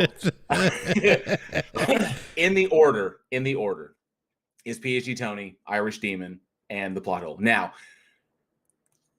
I don't think I need to go into the specifics as to why, but that's the order. But I love all of them equally. They're all amazing individuals. I have learned so much from the combined efforts of Johnny, Irish, and PhD Tony. Okay? Johnny's taught me so much about technical stuff. He's given me opportunity to flex my wings. He has taught me so much about editing my footage and making it excellent. He fucking did the intro on my video. So, dude, man, Johnny has taught me so much, and he's given me opportunities to flex what I know. Okay, because you got to flex what you know to keep learning. So Johnny, I owe so much, and I've learned a great deal from. Irish Demon did not teach me how to be funny. I did that on my own. But his worldly experience and the things that he has gone out above and beyond to do and experience the world has given me insight into aspects of our species, of our people, of just people that I did not have before. Hearing him talk about history, hearing him talk about the different like little societies that he like, whether it's in the Middle East or that Aboriginal culture and stuff like this. I've gotten so much from him, and it's like having a witness, having like an eye over there, which is something I always want to do. I hope to visit it myself one day. And PhD Tony is next level brilliant. I have learned a great deal from his films, and I think everybody should watch his films, if not for if not to learn, at least for a refresher, just so you're aware of this stuff. This is really, really interesting shit, and he and Professor Phil Bell put a lot of effort into him, and they make him really understandable. So I've learned a great deal from all three of them, and I would be fucking lost at this point without them. I would. Okay, Bob Nadell Jessup says he's going to have to bow out. Need to recalibrate for 6 to 8 hours. Yes, sir. Thank you so much for popping by. I loved having you here. and they said, ouch. Clive Wells says, PhD Tony, how do you feel about jail hating you? Hate is not least favorite. That's all I can say. More digging. I don't know. Plow says, I don't know, Lucky Seven, but Fred Gwynn is stinking up the joint. There's always that one guy in the bar, he's so drunk and he's alone.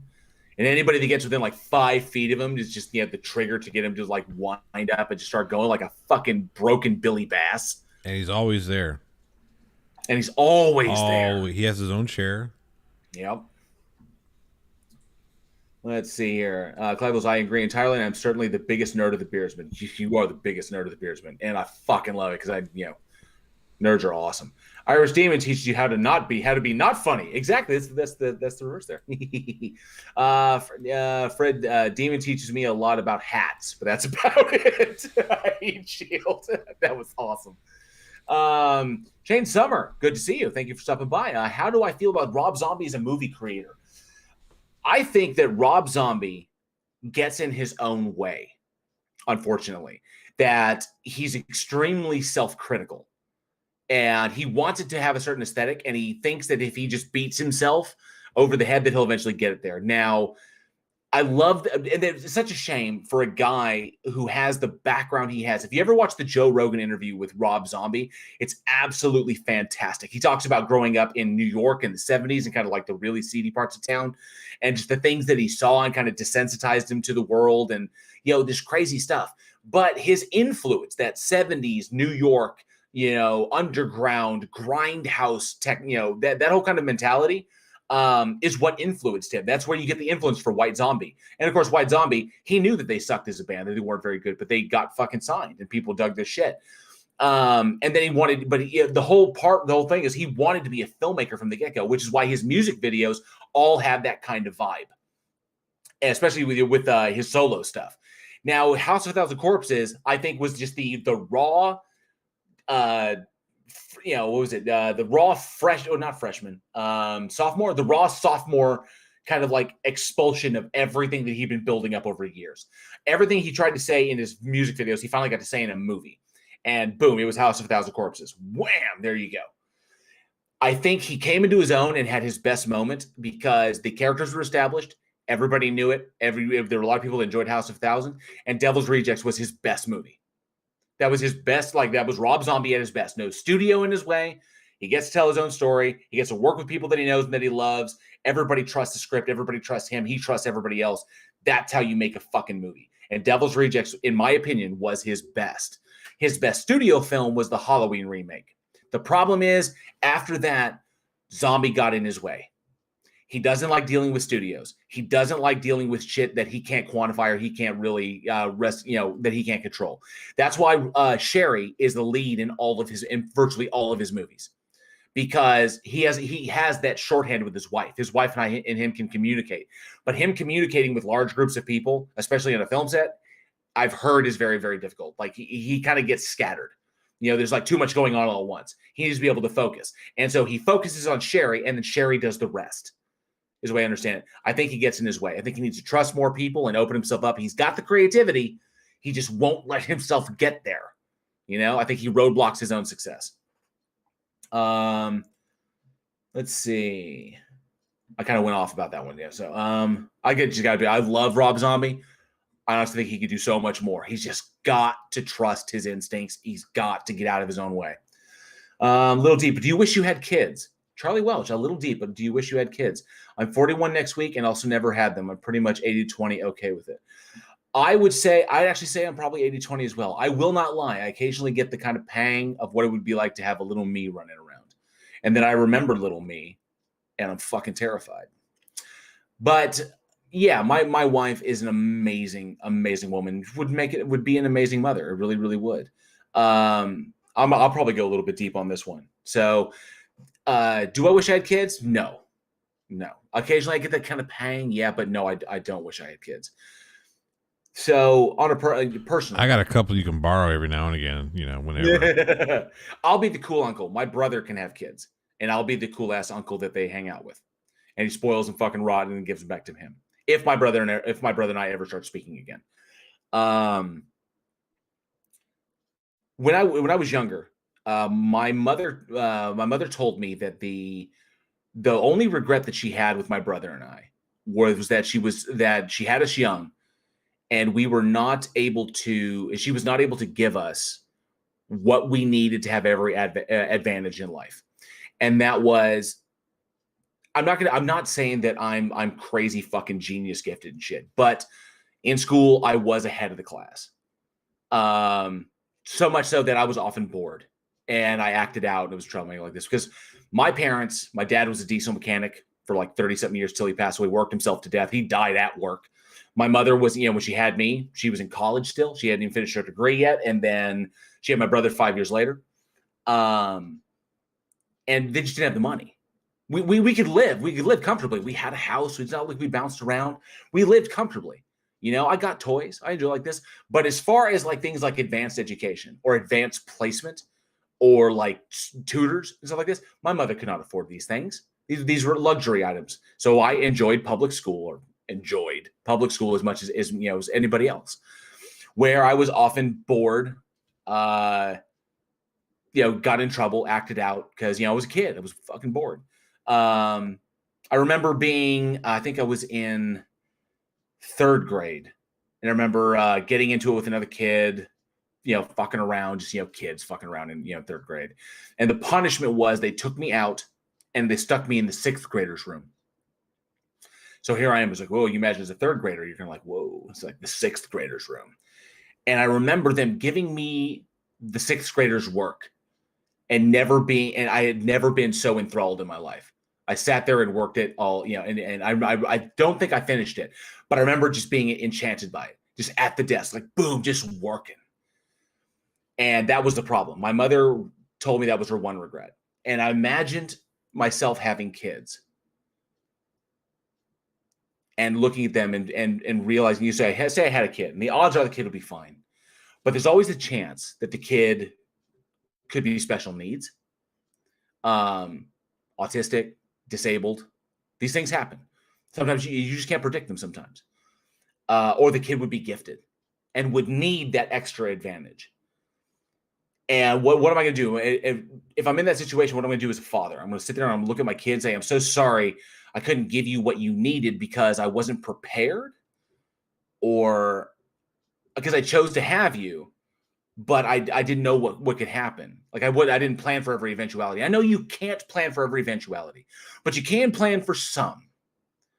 And if I can't give my kid every fucking advantage that I never got, and I got a lot of advantages in my life, I really did. But if I can't give him every single advantage to ensure that he's got what I never had, that he had every opportunity to express his intellect, and as smart as my wife is, okay, chances are we would have a kid who would need to be in advanced placement. I'm not saying that we would. I'm just saying the odds are good. My wife is redonkulously intelligent. Okay. And then what I'm going to do is say, I wasn't prepared. I'm sorry. I couldn't give this to you because you needed it because, you're a kid. I chose to have you. So fuck, man. I'm sorry. That seems so fucking shitty to me. And I'm sorry that my mother had to go through that she had to deal with that, because for whatever reason. But looking at, I would not want to be put, I would not want to put my kid in the position where they look at me and wonder why. Okay. I don't want to be in the situation where I have to look at my son and try to explain, or look at my daughter and try to explain why I was relatively haphazard with their life, and I just couldn't justify. I can't. I know you can't tie down every risk, but you can tie down some. And those are the ones I'd like to tie down. I'd like to be able to tie down financially. I'd like to be able to tie down emotionally. I'm not emotionally ready. Psychologically ready? Fuck no. I have 2 dogs. I have 2 German Shepherds. They're both like permanent 3-year-olds. And I'm not, and I'm awesome with them. I love them. You know why? Because they don't fucking talk back. Well, not with words. Yes, they do. Sometimes they stamp their feet a bit, yeah. But I can always grab by their collar and I can, make them go outside if they don't want to go outside. But the reality of it is, I'm not emotionally prepared. My wife's not emotionally prepared. We're not psychologically prepped, and we have no way financially ready. You couple all of that into it, not to mention we haven't done everything. I have a show that I'm growing. She has an online business that she's building. We want to build something of our own, at least something. We're working towards. We don't know if we're going to have a legacy, but we're working towards it, and we would like to have that. And unfortunately, you choose to have kids. You make the choice between 1 or 2. You have a kid, that's your future. That child. And should be, in my opinion. That's my opinion. That should be. You choose to have it, that should be it. And I know that my position might be a little extreme. It may be, but it wasn't extreme for me. And while I did have a lot of advantages, I also suffered a great deal. And it's nobody's fault. It's circumstance. It happens. No one's to blame. It wasn't God, because I didn't want to go to church. And it wasn't my mother's fault because of the situation. It wasn't. I just, I want to learn from them, and I want to avoid the same pitfalls.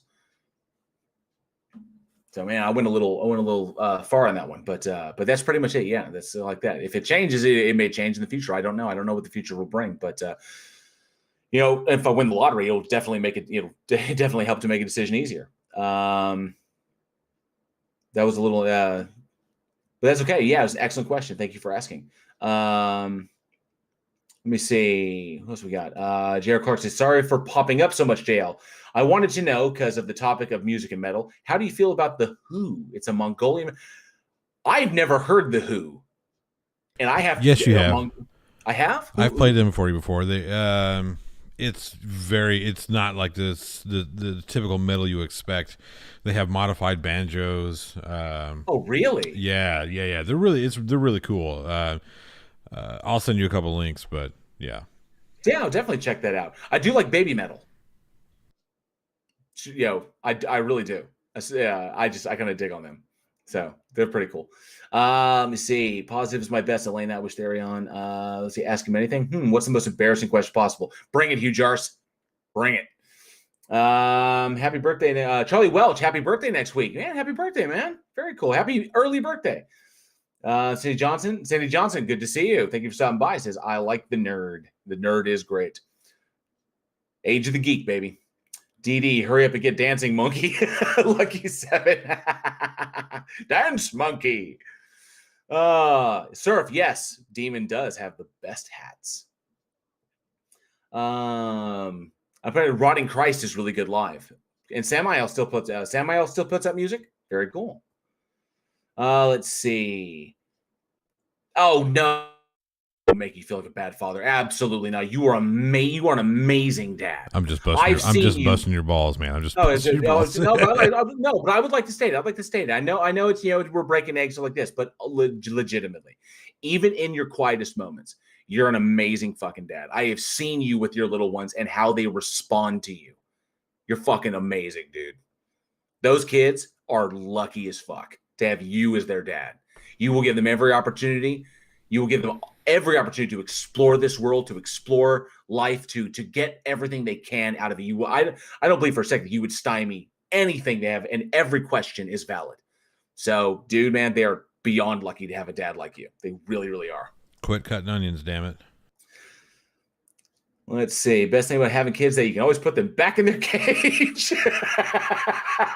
Lucky 7. That's amazing. And the NA says, I'm 42, no kids. Yeah. Let's see. Let's see if okay, here's a good one. I realized a few horror movies I've seen. Let's see. Off the watch night. I agree about Devil's Rejects being a Rob Zombie film. Yep. Oh, about being Rob. Oh, Rob Zombie's best film. Yeah, I do. I really do. I think I direct message jail and Discord. Let's see. Let me go back up. Let's see if Johnny's jumping on. Okay, so it's a Mongolian metal band. Well, I will check out the Who. Hugh Jar says Star Trek 4 or Star Trek 5. Star Trek 4. Star Trek 4. Even number tracks. Real quick. I'm sorry, JL. Fred Gwynn, I'm not going to get involved with this. Your questions have been answered. Now, unless you have specific questions of getting to know JL, then kindly fuck off. Yeah. You can just leave. Yeah, you can just leave. We're not going to kick you. I'm not gonna boot you the fuck out. Okay.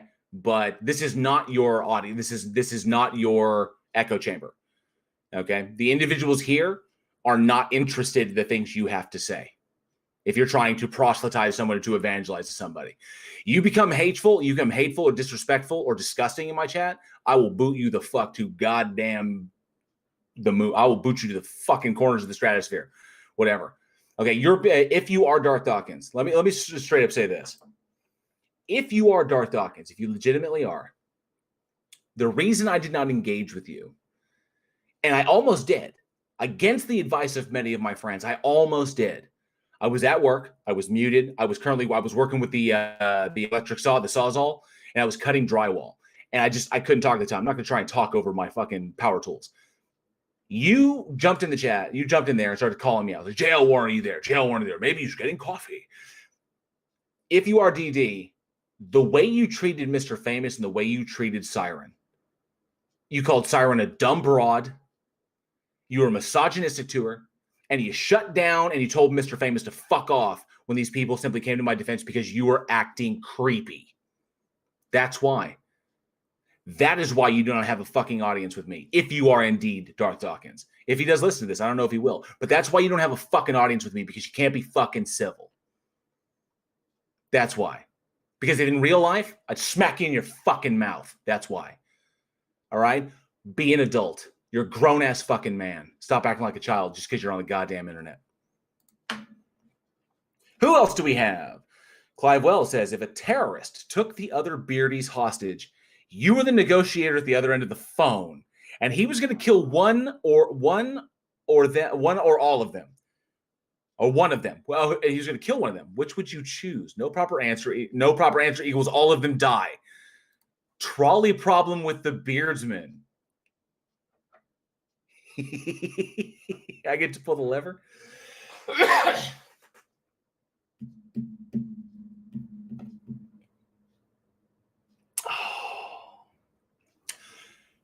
If I look at this, I volunteer as tribute. No, if I look at this from a pragmatic standpoint, if I'm being totally pragmatic about it, and I have to weigh everybody's kind of values. I know the values are probably subjective, but I have to weigh values. Johnny's a dad. He's got 4 kids. Irish is married and he's young. He could still have kids one day. I mean, I don't know. Maybe he plans to. Maybe he doesn't. I don't know. PhD Tony's kind of, I'd have to choose PhD Tony. I'm not going to break up the reasons why. I think it was pretty much implied. I'd have to choose PhD Tony. I'm sorry, dude. I'm so sorry. Trolley problem with the beardsman. Yeah, it's going to have to be PhD Tony. God, that's a brutal question. Fuck, the guys are going to hate me tomorrow. Let's see. Oh, there's Jeremiah Chung. Oh. I'm actually going to respond to him right quick. Oh, dang. The caps button. Hey.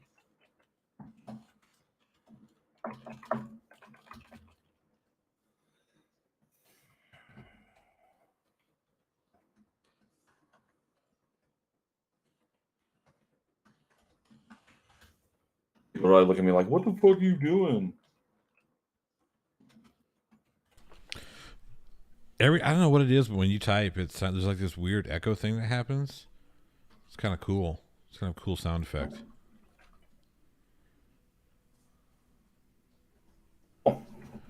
So J.R. Clark is asking you a follow-up question to the lever question. It says, why have you never thought about pulling the lever to the middle?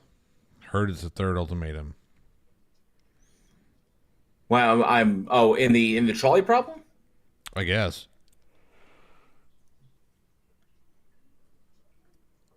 Shoot the hostage. I don't know. I've never heard that there was that there in the trolley problem that there was 3 options. Shoot the hostage. Oh, just speed. Yeah. Yeah. Shoot the hostage. I can't believe you fucking shot me. You told me to. Andres L says, are Americans number phobic? Why else? Sophomore, runner up, penultimate. Maybe. Unless you're one. I mean, there's a possibility there. I wouldn't hazard. I wouldn't speculate as to the whatever goes into it. But if you're number one, number 2, already, it has the connotation of poop, but you're number 2, you're not number 1, you're the second. So maybe coming up with, like with sophomores, instead of I guess like 40 or whatever, but, or like runner up or something, or like valid, or like salutatorian, not second valedictorian, like salutatorian. So I don't know, maybe that's an interesting question. Casey Randy says, what is your ultimate super duper? My wife. My wife is my ultimate super duper. She really is. Did she just enter the room? Hi, Angela. No, she did not. The door's actually closed. J.L. Warren, a historical philosopher, says, J.L. Warren, are you a pro wrestling fan? And if so, oh, dang it. I bounced out of it 1 second. And if so, your Mount Rushmore of pro wrestlers. Holy fucking shit. Okay. So I grew up watching wrestling in the Attitude Era. So if I was to make my Mount Rushmore, the Attitude Era, but my dad introduced me to I don't know what technically came forward. I guess the gold or the classic was Hogan. So Hogan, Andre, those individuals. So if I were to make a Mount Rushmore of wrestlers, who would I put on that Mount Rushmore of wrestlers? I would put Hulk Hogan, The Rock, Stone Cold, and Owen Hart.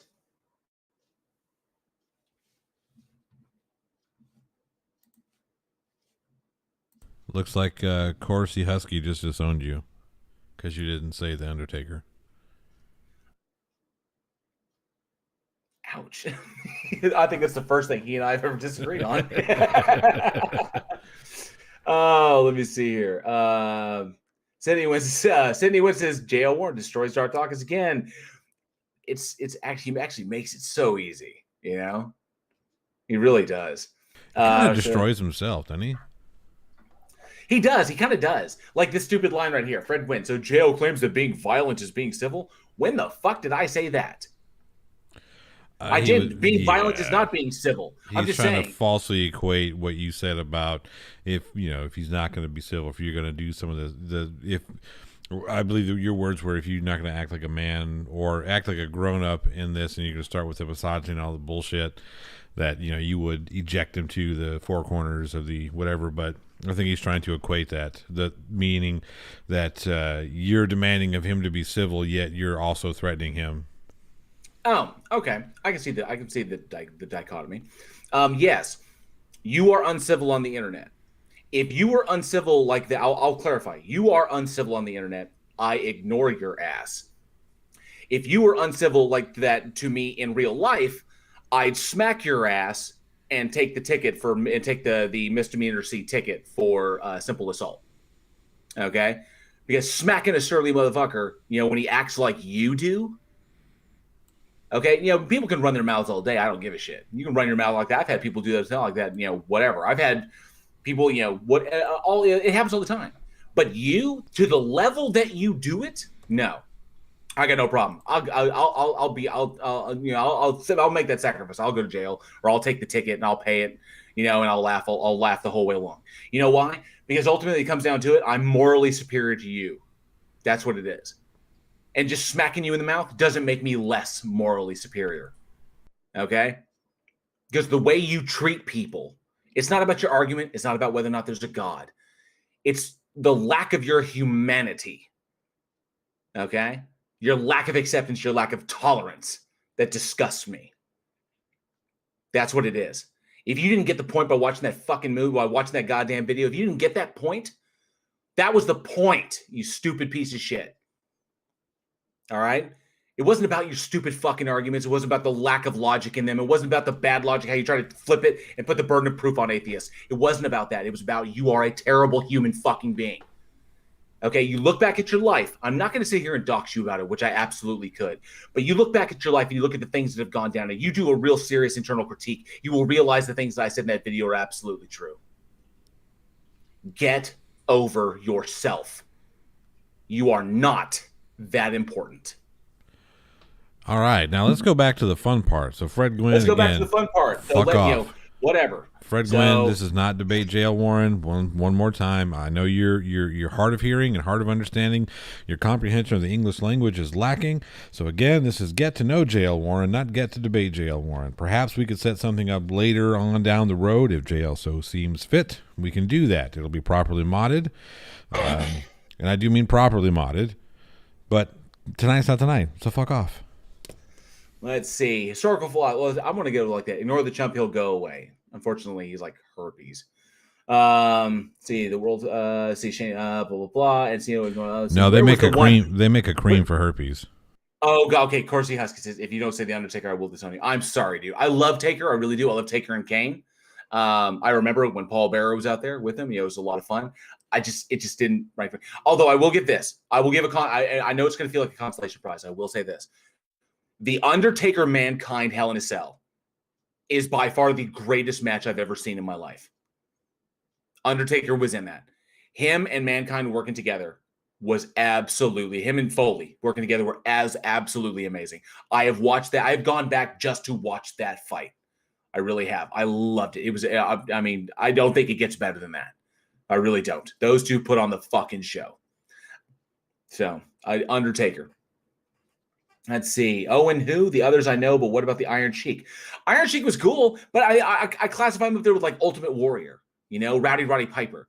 All great personalities, just not epically legendary. And I like Andre the Giant. I have tremendous regret for Andre the Giant. He's fucking Fezzik. He was Fezzik in Princess Bride. Just Hulk. Hulk was always just kind of, I was young, I was little. Hulk was always just like, oh, you know, Hulk was just always the man. Let's see. It actually kind of broke my heart a little bit when he went heel with was it NCW? Or I can't remember. Shit, don't get me lying. I never got into wrestling. Yeah, when he went heel, you know, with the NW, I think it was NWO. It kind of broke my heart a little bit. Let me see. Mount Rushmore Wrestling, Taker, Triple H, The Rock, Stone Cold. Also excellent choices. Rock has got. Oh, I think we can all agree. Rock has got to be on the. Yeah, Rock has got to be on there. He's got to be. Let's see. Like I said, it seems to think not physics as we know it equals not natural. Pfft, ain't that the truth? And as you know, Fred is speaking like a dogmatic chump. Yes, he is. Let's see. More Fred Gwynn. There's no point. I never got the. Oh, Nickel says I never got the appeal of Hulk Hogan. To be honest, he always came off as a prick who was out for himself. And if you look into it, he was. He fucked so many people over with his backstage politics. I think that there can be a separation between the persona of Hulk Hogan and the man, Terry Guinness thing. Yeah. So Hulk Hogan was kind of like the idealized kind of thing. You know, as a kid, he was like watching He-Man and shit like that. Only you get to see him kicking ass in the ring.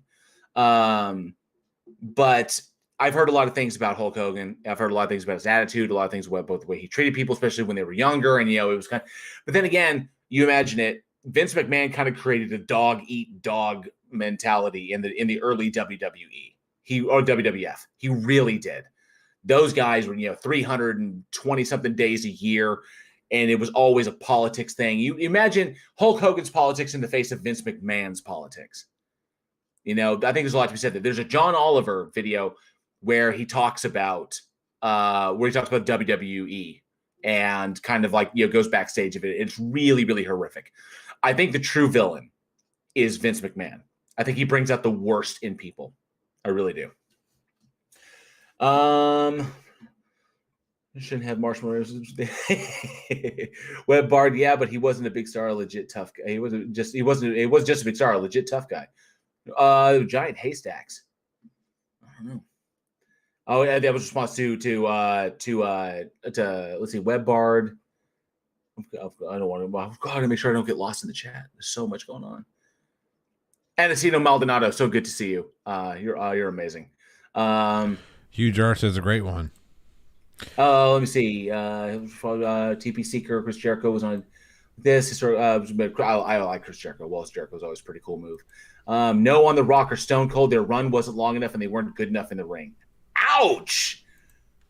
Stone Cold Stunner? That's my shit. I always love watching it. And no one took a Stone Cold Stunner like The Rock. The Rock took it. It was like this. Everyone else was like, they just fall over. The Rock took that. He like bounce up off the it was so great. He made it look so amazing. Where was Huge Arse's one? I missed it. Where was it? Oh, you put it in the Discord. It's in Discord. Let's see. Jail Warren. A genie appears and makes you this offer. Save Anthony Riley from getting the thrashing he so richly deserves, or a brand new car. What would you choose? Petrol, diesel, or electric? I would choose electric. I want a Tesla. I really do. Oh, but yeah, I would definitely choose electric. Yes. Oh, the Huge Arse that's an amazing. That was awesome. I like that. I like questions like that. That's sweet. Web Bar says Jail Warren, a bit like Michael Schumacher, one of the biggest F1 drivers ever, and seen as a nice guy, but he did try to crash people on track. Yeah, sometimes, man, competitive sports bring out the fucking worst in people. They really do. Especially when the people in charge of that don't give a fuck about the people who are in the sport, like Vince McMahon. And can I get a hell? Hell yeah! I don't have beers. I'd smash the beers and do it. I'd get my shit all wet. Historical philosopher. Nickel says blasphemy. And also Cena. I think he means Cena did it. Like John Cena. I'm thinking he says Senna, but I think he means John Cena. The Rougeau brothers. Stuff there. Electric. Yes, definitely electric. Thank you, Commander Darklight. Great wrestlers, big stars in Quebec, not big stars in the U.S. Canadian wrestling. Johnny, would you like to see Canadian wrestling? I don't know, Do you have any Molson or VO? It's like I throw them against the deal. Oh, sorry. Sorry about tripping you there, Let me help you up into this here chair. Oh, my goodness, I just kind of broke it on you. That's okay. Wow, you really got me with that one. that was a chicklet rattler. It sure was. That was a dandy of a DDT you did on me there. Can I buy you a good cold beer? Fred Knott says, "What do you think of the people's elbow?" It doesn't matter what you think. It doesn't matter what you think. Let's see. Oh, Senna the driver. There was only one Senna. There's only one Senna. See, Nickel says John Oliver was also given tickets to any show he wants, but he refuses to go, which is kind of fucked up on his part. He called WWE out, but when he gets called, he just backs down. Well, yeah, look at him. The problem is that I think in John Oliver's mind, the offer was made after the expose came out. And any response to that is going to be in response to the expose. So it may have come off to John Oliver. It may come off as disingenuous. So it's hard to say. I can't speak to John Oliver's mindset. I really can't. But I can see if I was in that position, I might see it as a bit disingenuous as well. Let's see. I do completely disagree with Vince McMahon's BS. Their independent contractor shtick. Yeah, that's crap. I hope he gets forced to give them health care and shit. He absolutely should. You cannot work your fucking employees 327 days a year and not give them health insurance, especially when they're doing the shit they did. Fuck, dude. But that independent contractor shit is the reason why WWE couldn't have been sold for the death for when Owen died in the ring. You know, that stunt he pulled where the stunt broke and he fell from like 50 feet and landed on the damn turnbuckle. Yeah. Let's see. Charlie Welch. Fred Gwynn did play Herman Munster. He did, and he was amazing. And he was Judd in the original Pet Cemetery film. That dude was amazing. a deeply wise individual, which I think is why What is whoever a is. Ute? Yeah, and he was the judge in My Cousin Vinny. Absolutely. What is a Ute? A deeply wise man. A really, really cool dude. I think he did children's books too. But God, he was so cool. That's a guy I would have loved to have, like, if as an actor, I would love to have just palled around with. A very, very just cool, down to earth guy. Plus, he was Herman Munster, man. Herman Munster was the man. Let's see. Joe Hugh Jar says JM Truth offers you $1 million to give one of his movies a good review. Would you take it? Fuck yes. A $1 million? Absolutely. And I will write it like it's Oscar worthy. I will. Because you wait till you see. He says review it. He said review one of his. Give it a good review. Yes, absolutely. $1 million? Fuck yes. I have no qualms about that. You would take $1 million to give a JM Truth video a good review? Yes. Do you have any idea what I'm going to do with that $1 million? It doesn't matter. You have to say that Superman was a good movie. While it hurts, the $1 million helps the pain go away. Fair enough. For $1 million, okay. Like literally, if Hugh Jarsh had said like 500 grand, no. You broach 7 figures. Yes. Wait, you have $500,000 in your pocket right now? Fuck no, I don't. There you go. But giving one of his films a good review is not worth 500 grand. It is worth $1 million. You know what? Here's the thing. I actually just found the loophole in this. So you don't have to say it's a good movie. You just have to not say it's a shit movie. Yeah, there's an exploitable loophole there, because then you can go in and say, "Hey, look, right. I see what he was attempting to do here, and I applaud the influence of." There you go, loophole. Boom. But he could also loophole it as well, because of the kind of, I need the money up front. I need the money in escrow. At least half up front, half in escrow. At least half, and then half after, because a good review is very subjective. I could literally write him a review and say it was not, and basically say it was not shit. That's technically a positive review. Or I could give him a glowing review. But by good review, he means glowing. He means like fucking, Inception Oscar-worthy shit. Which, believe me, is not. But for $1 million, fuck yeah, I'd do that.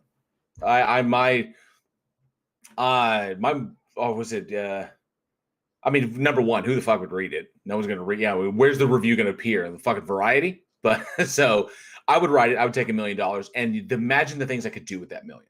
Fuck yes. Because sacrificing that little aspect, I know it's a bit of a sacrifice. I'm sacrificing a bit of my, my personal ethics or whatever, or my your integrity. But think of what I could do. Think of the benefit I could do with that. I could create a full-on production studio that could house all the creators I know and love here in Texas.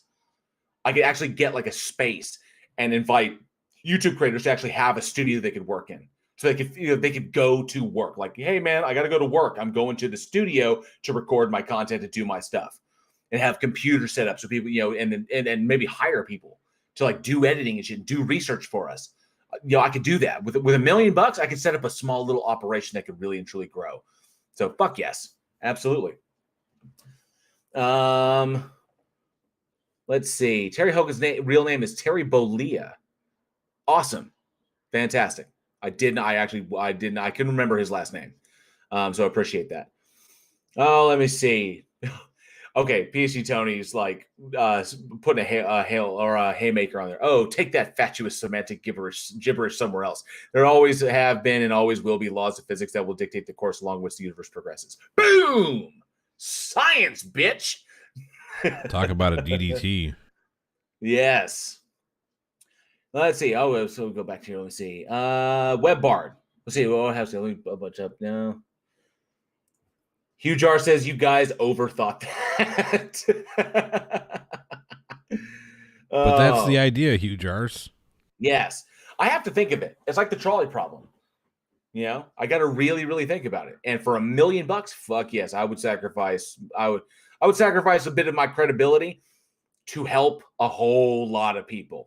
I'm not, alone. I'm not worth that much, but I could take $1 million and I could do a lot of good for a lot of creators. I could open a lot of doors for some people trying to make it. I can't make the careers for them, but if I believe in them and I believe in what they do and the message they're trying to send, I could open a lot of doors for that. Or technically, JM could open a lot of doors for them. And of course, Marcus Dredd says Inception was a shit movie. I liked Inception. I thought it was cool. I thought visually it was cool. Visually, it was very stimulating. I thought, the film work was really, really good. Story and kind of wonky, but I thought that the show, like just visually stimulating, I thought it was a very cool movie. I mean, come on, the hallway fight where gravity's going all around, that was a cool fight, you know. Let me see. Garrett Stewart, Clive Wells has. Garrett Stewart says Clive Wells has to be the first one for me, only because I hadn't seen the likes of Pinhead before in other films. I think someone made a Hellraiser 3 comment. There it is, Clive Wells. Why do you think Hellraiser 3 is the best film of all time? And when are you going to stop writing letters to the Academy asking for it to get a special award as such? Unfortunately, the Academy filed a restraining order against me. I'm not allowed to contact them or come within 500 yards of any single member of the Academy. But I can always pray. But you're at my house all the time.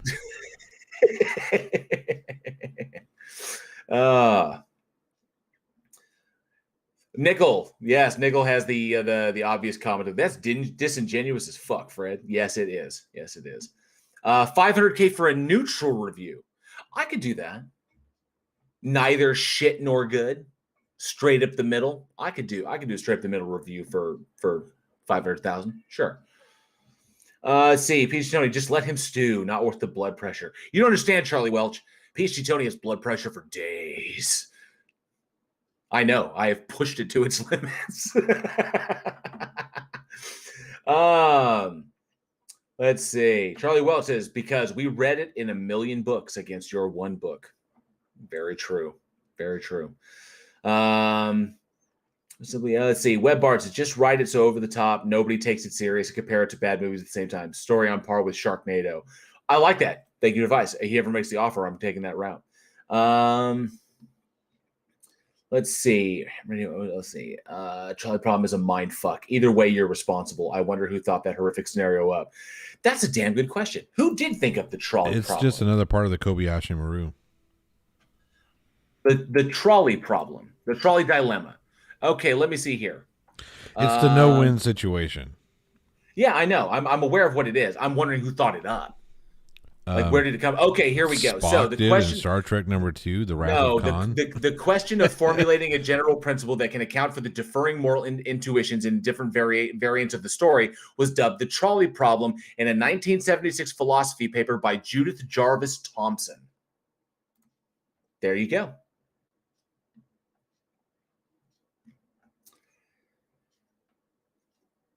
Let me see. So, yeah. Wow, Joe, you skipped my comment because I did I miss his comment? What did he say? Who are we talking about? Web Bard said, just write it so over the top, nobody takes it serious and compare it to bad movies at the same time. Story on par with Sharknado. I agree. I like that. And then Web Bard said, wow, you skipped my comment because I critic you? I'm lost. Web Bard, I'm so lost. I saw your two comments together. I didn't mean to skip your comment. I really didn't. If I missed it, I apologize. Just rewrite it. Just, yeah, rewrite it. That's not JL's fault. That's my fault if I missed it. So yeah, I apologize. Let's see. Marcus Dresden says, I hate movies where you need to be focused as fuck all the time or else you get completely off track. That is kind of a pain in the ass. As much as what show? The Magicians. The Magicians is very like that. And sometimes it's annoying because if I step away to get a drink, I can come back and I've literally missed like major plot points because they drop them so quickly. I find that to be really annoying. I do love the show The Magicians, but it's just like that. Let's see. Web Bard, I like Kobayashi Maru more. It's cool. Yeah, Star Trek is amazing. Web Bard says, rewrite. J.L. Warren, do reviews get Oscars, maybe Pulitzers? I thought you were an expert. So yeah, I did put that one in there. I thought I did. Where'd it go? Oh well. Did I just miss it? Let me see. Maybe. Oh, yeah, you did. So, WebArt, do reviews get Oscars, maybe Pulitzers? I thought you were an expert. Technically, reviews are in journalism, and there is a Pulitzer for journalism. I don't think movie reviews could get the Pulitzer, in the scope of, journalism. Stuff like Spotlight, that gets the Pulitzer for journalism. They did make a good movie. It did make a good movie. Sure shit did. And that is what I think it was nominated. I think Spotlight was nominated for an Oscar, but it lost to Spotlight was nominated? I think so. Pretty sure Spotlight was nominated for, let me see. Let's see. Pulitzer Prize for Public Service. That was the Pulitzer Prize for Public Service because of what they did. It won. Oh, yes. Spotlight won the Academy Award for Best Picture along with Best Original Screenplay with 6 total nominations, making it the first Best Picture winner since The Greatest Show on Earth to win only one other Oscar. Very cool. So, yeah. So, let's see. Fred Knotts refuses to watch The Magician Season 5. It's not bad. I know there's no cue, but it is not bad. It really isn't. It's not the best, but, we take what we can get. Nicholas says, Heroes was like that. Step out of the room for just a few seconds. You're playing catch up. Fuck yes. Heroes was like that. Very much so. The Lucky Seven says the monkey has stopped dancing. Someone give DD a kick. I don't think we should. Let him eat his banana. Let it rot. Hey, I'm not the expert, but I doubt a review can get an Oscar. No, a review can't get an Oscar. Oh, let me see. Journalism that hasn't existed for at least 30 years. It would seem like that, you Jarvis. It absolutely would. Like legit journalism. We're so far away from it. Yeah, that sounds good, Johnny. That sounds good. Let's say 10:30. Yeah, 10:30. That's good. 10:30. We'll cut it and we'll go. And Fred or GD or whoever the fuck this can run back to his Reformation server that he banned me from, and he can talk to his little echo chamber and go, "Oh, I got him so bad, man." That's a spot on impersonation of Garth Dawkins. Thank you. Appreciate that. Yeah. I hate atheists to pieces. Andrea Health says, do you like The Usual Suspects? Love The Usual Suspects. I really do. I need to edit Hugh Jarvis's question. It says, at JL Warren. There you are. Oh, sorry about that. Okay. Fucking I lost it for a second. Yeah, we did. So the Hugh Jarvis's question is, at JL Warren, who is the best James Bond and why is it Sean Connery? I mean, and which was the best Bond film? So many. Okay.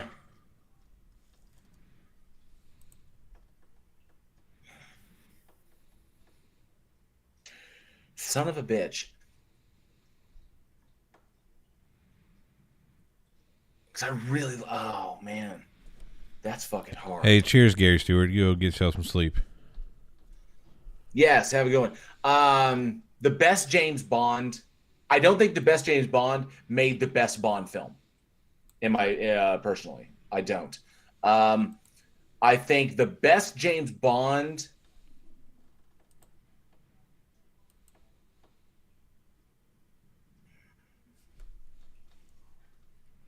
Fuck with Sean Connery. I do. I think the best Bond was Sean Connery. In my opinion, this is totally my opinion. The best Bond film was GoldenEye.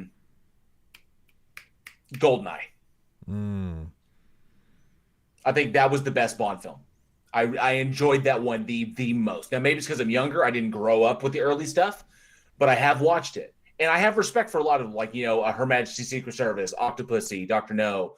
But literally of all the ones that had me going, I was like, I'm really enjoying this. I'm totally involved. GoldenEye was my absolute, just had me. Okay. Plus my album, Famke Janssen. Famke Janssen. But I think of all the Bonds, I think Connery was the best. And I think J.R. Clark has the question that will wrap up your AMA tonight. It says, J.L. Warren, how dangerous can conspiracy theories be? I was 11 when I was influenced by the UFO community, and that led me to flat earth history skepticism. I'm out of it now because I was failing.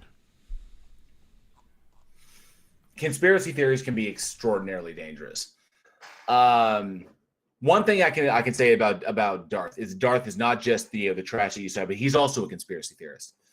The conspiracy theories can be extraordinarily dangerous because irrational thinking tends to lead to irrational behavior. When one irrational thing is accepted absolutely at face value, that can lead to being convinced of other things that are irrational. Oh, it looks like I'm a little pixelated. Man, I'm fuzzy. I gotta figure this out. I gotta talk to my fucking provider. Yeah, See if I I was can gonna figure say this shit out. it's all the BS construction going on. Everybody's trying to up their systems to compete. Yeah. Sorry. I'm sorry. I'm sorry. I'm all fuzzy on the screen. I really do apologize to everybody. I will get that sorted out as soon as I can. Conspiracy theories are typically irrational, and irrational thinking leads to irrational behavior. This is how you get in the most extreme things to like domestic terrorism. That's where this shit leads to. Okay. You start one irrational. Did I? No, there I am. Oh, that was weird. So, No, I was refreshing, trying to fix the connection gotcha. issue. I think it's a little better now. You start with one small irrational thing, or maybe a parent infuses you with one, like never trust the government because you don't know what the government is doing. And then you have other little things that can be kind of tendrilled into that. And over time, without an emphasis of critical thinking, without a support structure outside of that, these things can build upon each other. So yes, just like you said, I'm going to go back to your example because you linked me in there, that you were influenced by the UFO community when you were 11. And I can imagine the kind of, the magic and majesty of UFOs. Ooh. And then that led you to flat Earth, historical skepticism, and so on and so forth. You imagine if it had kept on going. Throw a dash of fundamentalist religion in there, and you can see how scary it gets. It's what leads to people right now thinking that Democrats literally eat children to sacrifice them to Satan. That there are people that legitimately believe that. They believe that because I'm left of center, I'm a child molester, or I eat them, or hail Satan. No, I'm up, hail Sagan, baby. Fuck yeah. But that's what it leads to. And while it's not all of them, some of them, they just don't get to that point. Some of them have support systems. Some of them find something else to put their energy into. Those ones that don't, the fringe, I'd say probably the less than 5% of the nation that's out there, or maybe even less than 1% that are willing to go to the absolute extremes. The problem is that exists because of things like conspiracy theories. Let's see. Because it obstructs my view of Venus. Goddamn right. I will blow up atheism with my P-52. My P-52 modulator. Let's see. Best Bond is Austin Powers. Highly recommend. If anybody gets the opportunity, check out the epic rap battles of history. James Bond versus Austin Powers with a surprise guest. That's one that is a really, really good one. Let's see. Charlie watches Sean Connery, then Roger Moore, then fuck the rest. I got a lot of respect for Roger Moore. Timothy Dalton was. He only did one movie though, but still, he was Bond. It was Timothy Dalton. No, I know. I know. I just thought it was. He probably could have eclipsed Sean Connery had he did more than just one film. Had he kept going with it, absolutely. He was that good. Yeah, because he was that good. Shane Summer, have a good one, sir. It was an absolute pleasure. Thank you for stopping by. I think we're a couple minutes away from calling it night. Peace to Tony, you rock. Thank you so much. Basic trigonometry, 180p JL in the house. It's so true, man. I got to get this shit sorted. Just look at Nathan's. Charlie Wells says, just look at Nathan's little RV rim job club, walking around trying to basically get COVID. Man, like Johnny says in almost all of his Dingleberry videos, you play stupid games, you win stupid prizes. That's the reality of it. If he wants to run around like a fucking moron and be like, it's funny. Johnny? Who was his rich friend that went around the Walmart rubbing his face all over, or rubbing, doing that? Who was that? His little millionaire friend? I don't know. That's not his millionaire. He and the Flat Earth millionaire, they had a falling out. That's a new idiot. Oh, okay. That's a new idiot that he's shacking up with. Some new jackass. Have we seen anything from him since he did that video? I don't think so. I haven't looked at his channel lately for content, but what if he's fucking sick? Wouldn't surprise me. I mean,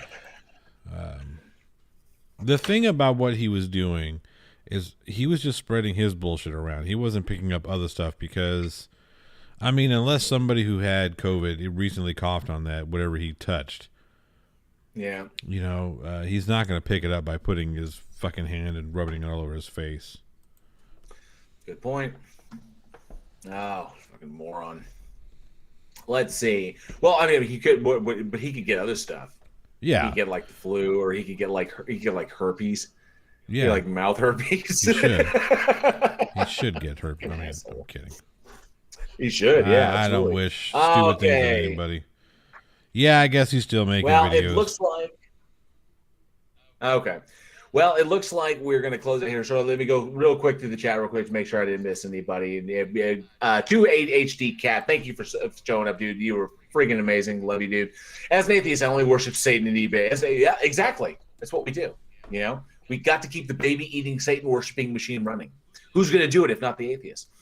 Korsieski, ERB Alexander the Great versus Ivan the Terrible was also a very, very good one. My favorite to this day is still what was it? Isaac Newton versus Bill Nye. That one was great because Weird Al Yankovic was in it, and he did amazing. Plus the surprise guest at the end. Oh, that was awesome. Dalton did two Bond. Oh, Dalton did two Bond movies. Says Chris Durham. What happened? What did I miss? Chris Durham Music Channel says Dalton did two Bond movies. Charlie Welch says Timothy Dimple. And dude, he was amazing. I mean, come on, he was amazing in let me see. And yeah, it was Roger Moore that said only did one. Yeah, Timothy Dalton was amazing. I mean, obviously he was in Hot Fuzz. He was great in that. He was in Penny Dreadful, one of my favorite horror TV series. Dalton is fucking amazing. He's got that look, man, just that badass look. Timothy Dalton made Bond real. I dig that. Let's see. Witsit Gets It looks more unhealthy each time teeth are fucking falling out. Damn, Charlie Welch. I did not know that. That's fucking sad. Malnutrition. Marcus Dredson with the Thompson sucks. That's all. Fucking scurvy, man. Scurvy will do that to you. What? George Lazenby only. That's did one. right. Well, it's true. Hey, Jared Clark, Einstein versus Hawking. Absolutely true. This has all been awesome. So, John Rapp gives a $5 super chat on his tab. That was a great stream. Thanks, everyone. Guys, you all have been absolutely fucking amazing. This was an absolute blast. We even had a villain show up, which is pretty cool. And everybody got to jump and pound on, just beat the fucking villain down. Thank you, PhD Tony, for just wrecking shop. You guys rule. This has been so much fun. I was really nervous when I first started. I didn't know how it was going to go. I'm really fuzzy on the camera, so hopefully I'll get that figured out. But I hope you guys learned a little bit about me. If you, I may do this again in the future when I get the opportunity to do a, kind of an AMA. So this was so much fun, guys. Everybody, every single one of you in the fucking chat, thank you so much for coming out. Johnny, thank you so much for helping me get this thing live. I love you all. Thank you for and the new subscriber I just got. I saw the notification pop up, but I didn't catch the name. But I saw you. Thank you so much. Ivy Gentry, thank you so much for popping out. It's okay. I may do another one. And remember, tomorrow you're going to catch me on the Beersman in the morning. I think we're going to be on Irish Demons channel or yours. We're on the Plot Hole tomorrow. Johnny, we're on the Plot Hole tomorrow. We're on your channel. Okay, so we will be on the Plot Hole tomorrow morning, our morning, for the Four Beardsmen of the Apocalypse. So. Guys, you guys are amazing. Love you too, Skydiver Tanner. Thank you so much. You guys helped make it happen. You keep watching the content. I will keep pumping it out. I've got new videos coming up. And, of course, Week in Horror every single Wednesday at 8 p.m. Central Time. Check us out live as we talk about horror movies. Don't forget, Crafty Keela is going to be on the show. Week in Horror Abattoir. We put Crafty Keela to the ropes. We gave her a bunch of horror films. She watched them. They were good ones. So it's going to be sweet. You guys fucking rule. And as always, you guys be safe, be excellent to each other. Man, we will see you all next time.